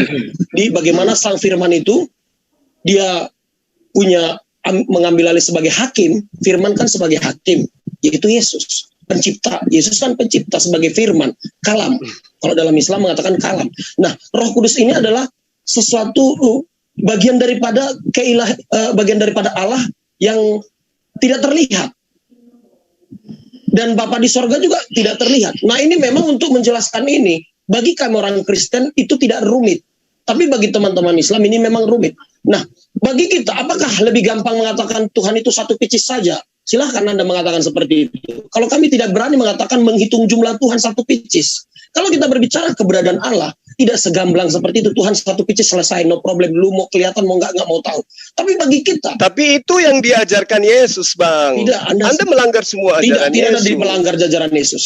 Sama sekali Yesus tidak. mengatakan bahwa mengenal engkau satu-satunya Allah yang benar Betul. dan mengenal aku sebagai utusan.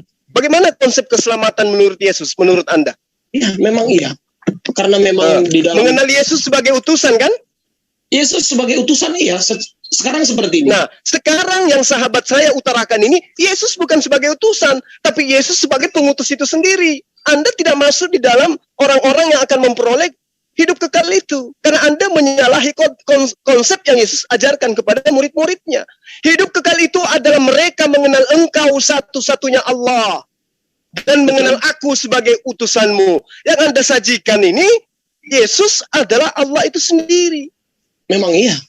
Sekarang saya mau tanya. Di mana Yesus mengatakan itu? Sementara hidup kekal itu menurut Yesus adalah mengenal esensi dia di luar Yesus. Bukan Yesus, tapi dia yang mengutus Yesus. Kenapa Anda kemudian mengatakan Yesus juga adalah dia?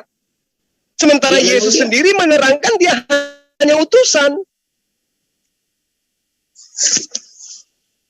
Sebentar ya. Saya Yesus buka airnya. dengan seabrek mujizat. Tadi Anda berbicara mujizat. Rasulullah Muhammad SAW tidak punya mujizat. Yesus punya mujizat. Paulus punya mujizat. Sekarang masalahnya adalah ketika Yesus dengan seabrek mujizatnya kepada Bani Israel, dia perlihatkan, dia pertontonkan. Apakah itu untuk membuktikan kepada manusia bahwa dia adalah Tuhan atau dia adalah utusan Tuhan? Masalahnya di situ. Yesus membangkitkan Lazarus, oke. Satu roti untuk 505.000 orang, oke. Membuat air menjadi anggur, oke. Tapi apakah semua itu Yesus tunjukkan agar orang percaya kalau dia itu Tuhan itu sendiri? Tidak. Yesus memperlihatkan itu supaya orang-orang Bani Israel kala itu percaya kalau dia adalah Rasulullah, kalau dia adalah utusan Allah. Hari ini nilai itu bergeser kemudian. Kenapa? Karena adanya si penyesat yang kemudian memasukkan ajaran yang diadopsi dari ajaran politeisme. Sehingga yang tadinya utusan berubah menjadi sang pengutus itu sendiri. Itu poinnya. Oke. Bisa saya tanggapi Silakan. Bang Juma? Silakan. Ada banyak ayat-ayat perkataan Yesus bahwasannya dia berasal dari Bapa. Salah satunya Yohanes 8 ayat 42. Kata Yesus kepada mereka, jikalau Allah adalah Bapamu, kamu akan mengasihi aku, sebab aku keluar dan datang dari Allah. Dan aku datang bukan atas kehendakku sendiri, melainkan dialah yang mengutus aku. Nah, Di ayat benar berikutnya dikatakan, aku dan Bapa adalah satu. Saya mau Betul. katakan, dengar Bang Juma ya. Ya, silakan. Sekarang kalau secara logika, memang secara logika kita tidak akan mungkin mempercayai Yesus adalah Tuhan. Secara logika, karena tidak mungkin. Karena dia manusia seperti itu. Tapi dalam klaim perkataan Yesus, dalam setiap dia mengambil keputusan, ada sifat-sifat ilahi ada dalam perkataan dia dalam menghakimi ketika ada orang berdosa. Dia mengampuni dosa orang tersebut. Nah, kemudian di ayat-ayat lain lagi, bahwasannya setelah Yesus terangkat ke sorga atau setelah bangkit, dia sering menampakkan diri sebagai sosok ilahi. Alkitab mencatat ada banyak saksi. Kita ini masalahnya iman. Makanya bagi kita, Tuhan itu memang tidak terlihat, saya setuju. Tuhan itu transenden, tidak terlihat. Tapi ketika Tuhan itu menyatakan dirinya nujul, imanen, terlihat. Wow, it's God, Tuhan. Nah, ketika terlihat dan nyata, real, maka muncul benak logika kita akan berbenturan. Kok Tuhan terlihat? Sama seperti Musa, di dalam Quran juga dicatat bahwasanya Tuhan menampakkan diri kepada Musa. Hanya masalahnya memang Tuhan tidak pernah menampakkan diri kepada Nabi Anda. Nah, topik ini sebenarnya itu tuh pembahasan lain. Makanya bagi kami, Yesus ini adalah bagian daripada kecerdasan Allah atau hikmat Allah yang diutus. Kok bisa Tuhan mengutus Tuhan? Itu dia Jangan masalahnya. tanya saya.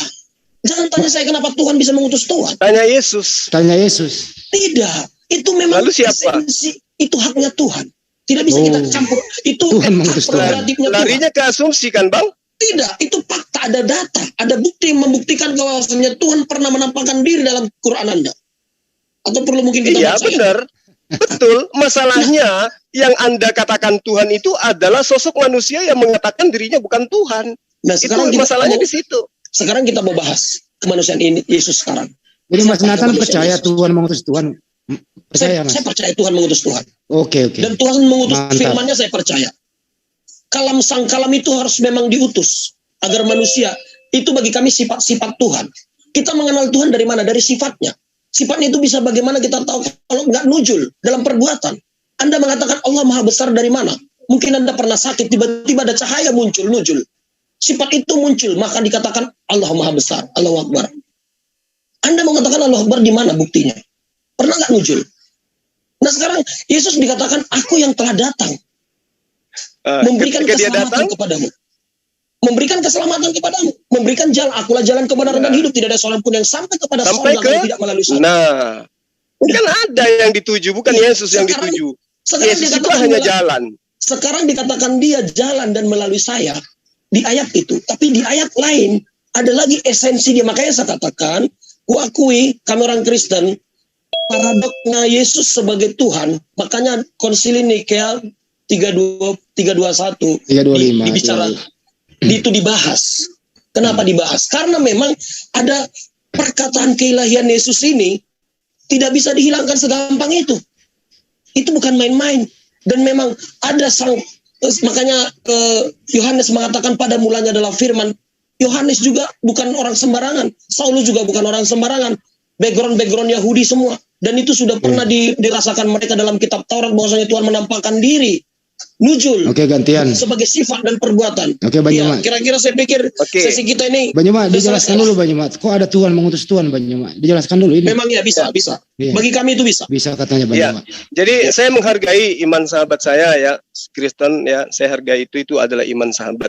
Cuman yang saya kemudian jadikan penjabaran itu adalah ketika kemudian Al-Qur'an menerangkan ya bahwa wa yu'allimuhumul kitaba wal hikmah wat taurah wal injil. Berarti Yesus itu memiliki pengajaran. Sementara yang sahabat ucapkan, Anda jabarkan dari tadi itu adalah pengajaran orang di luar Yesus yang menginginkan Yesus itu menjadi Tuhan.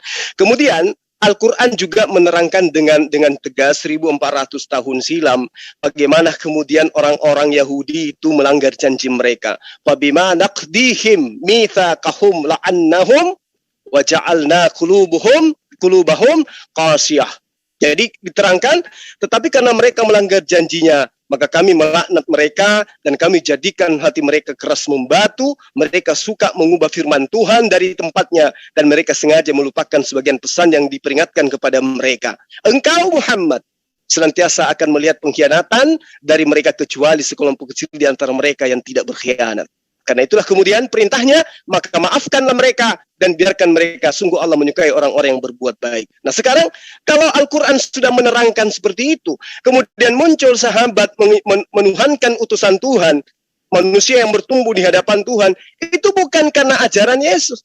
Kalau ajaran Yesus itu sudah sangat jelas. Yohanes 17 nomor 4 itu sudah sangat terang diterangkan. Aku telah mempermuliakan engkau di bumi. Siapa yang dipermuliakan oleh Yesus di sini? Allah, Tuhan yang mengutus para nabi. Dengan jalan apa? Dengan jalan menyelesaikan pekerjaan yang engkau berikan kepadaku untuk aku melakukannya. Jadi Yesus diberi pekerjaan untuk Yesus lakukan di hadapan manusia. Celakanya pekerjaan-pekerjaan yang dilakukan oleh Yesus itu dianggap sebagai sisi keilahian Yesus, padahal itu adalah sisi kerasulan beliau. Bukti beliau adalah utusan Tuhan, bukan utusan setan. Lalu kemudian di dalam Yohanes 10 kata Yesus kepada mereka, banyak pekerjaan baik yang berasal dari Bapakku yang kuperlihatkan kepadamu. Pekerjaan manakah di antaranya yang menyebabkan kamu mau melempari aku? Artinya Yesus itu mempertontonkan pekerjaan yang diperintahkan Bapa untuk ia lakukan. Endingnya kemudian, bagi orang-orang yang berakal, menggunakan kitabnya sahabat Kristen. Di dalam Yohanes 5 nomor 30, aku tidak dapat berbuat apa-apa dari diriku sendiri. Jadi kesaktian, kemampuan, mukjizat yang luar biasa yang dipertontonkan oleh Yesus, itu adalah pekerjaan yang wajib dia pertontonkan demi untuk membuktikan dia itu utusan Tuhan. Bukan Tuhan itu sendiri. Masih kurang. Buka di Yohanes 1 Nomor 3, Yohanes 7 dong, Yohanes 9, nomor 3 sampai nomor 4. Jangan lari kemana-mana, nanti topiknya sudah berubah itu. Nah, ini membuktikan bahwa Yesus itu datang untuk mengajarkan Bani Israel bahwa dia utusan Tuhan, bukan Tuhan itu sendiri. Enggak, ini kan antara Saulus dan Paulus. Ini kalau masuk kita ke situ nanti akan panjang pembahasannya. Oke, sahabat saya. Saya hanya ingin mengatakan bahwa ketika saya mengutip perkataan-perkataan Yesus, saya sedang mewakili ajaran Yesus, sementara Anda mewakili ajaran Paulus. Mungkin di topik lain nanti kita akan bahas esensi Yesus sebagai Tuhan seperti apa. Itu. Baik. Dan kita komparasi dengan Allah SWT sebagai Tuhan seperti apa. Baik. Itu nanti bisa kita bahas tuntas. Siap. Saya berharap sahabat saya Nathan itu betah untuk berdialog dengan saya. Amin. Betul. Oke, jadi berhubung ini kan Natalan, saya juga mau berangkat Natal. Baik. Baik. Sahabat. Iya. Oke, terima kasih ya sahabat semua. Permisi ya. Iya, sahabat. Thank you. Baik, Mas Nathan, terima kasih ya atas kedatangannya kemari. Terima kasih semua ya. Buat nggak mau closing statement, Bang Nathan? Nggak usah lah, lain kali. Bang Handi, makasih Bang Handi. Oke, saya sudah sering dengar Bang Handi ini. Oke, thank you bro. Oke, permisi ya. Oke, makasih. Makasih. Ya, saya beri kesempatan ke Bang Juma untuk closing statement karena Bang Nathan nggak mau. Bang Juma, silakan closing statement. Iya. Bismillahirrahmanirrahim. يا أيها الرسول لا يحزنك الذين يسارعون في الكفر من الذين قالوا آمنا بأفواههم ولم تؤمن قلوبهم ومن الذين هادوا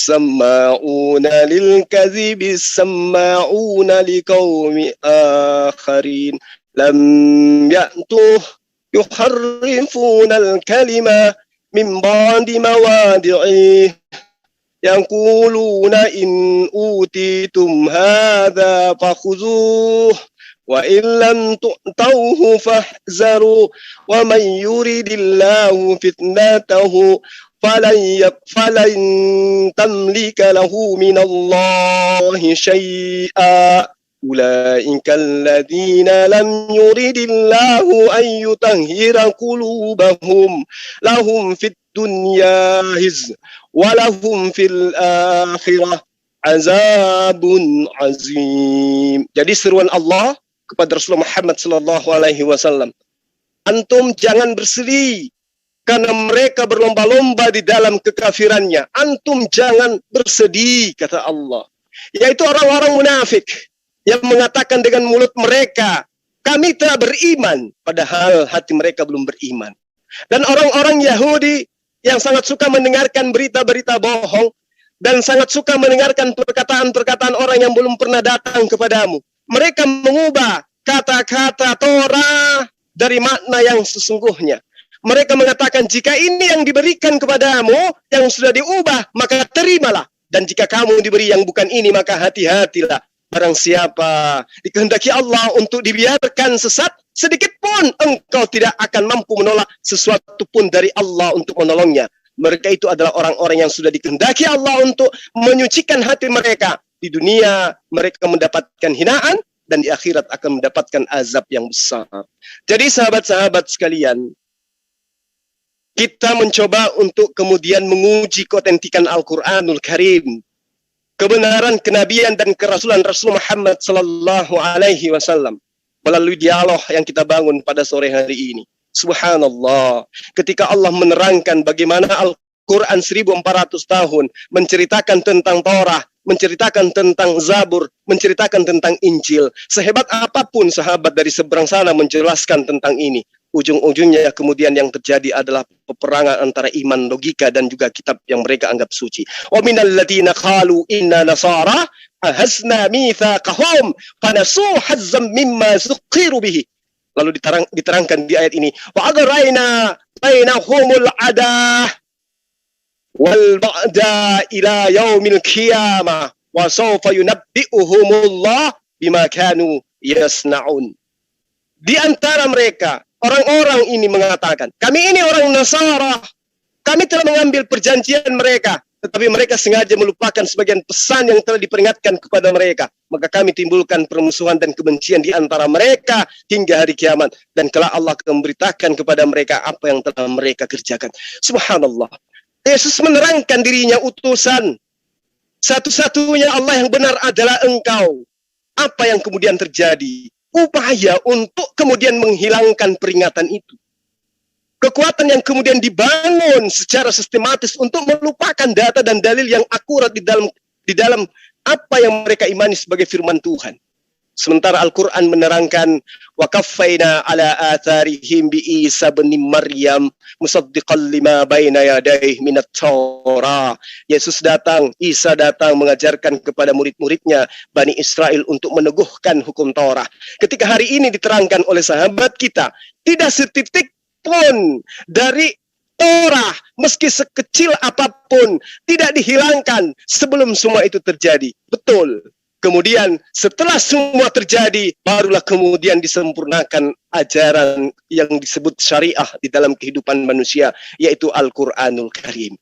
Jadi jelas para sahabat-sahabat sekalian, ketika apa yang diterangkan tentang antikristus, penyesat, serigala berbulu domba, tidak satu poin pun yang akan tertuju kepada baginda Rasulullah Muhammad sallallahu alaihi wasallam. Itulah tugas kita, mengajarkan ini kepada sahabat-sahabat Kristen sebagai peringatan kepada mereka agar kelak mereka ketika ditanyai, tidakkah datang kepadamu pembawa berita peringatan sehingga kau lupa bahwa Yesus itu menyeru kepada Bani Israel, Shema Israel Adonai Elohenu Adonai Ahad. Tidakkah datang Bang Handi, Bang Ian, Bang Zul, Bang Suma mengajarkan kepadamu, sembahlah Allah Tuhannya Yesus, di mana Yesus menerangkan kepada manusia, aku akan pergi kepada Bapakku dan Bapakmu, Tuhanmu dan Tuhanku. Itulah yang diterangkan kemudian dalam Al-Quran.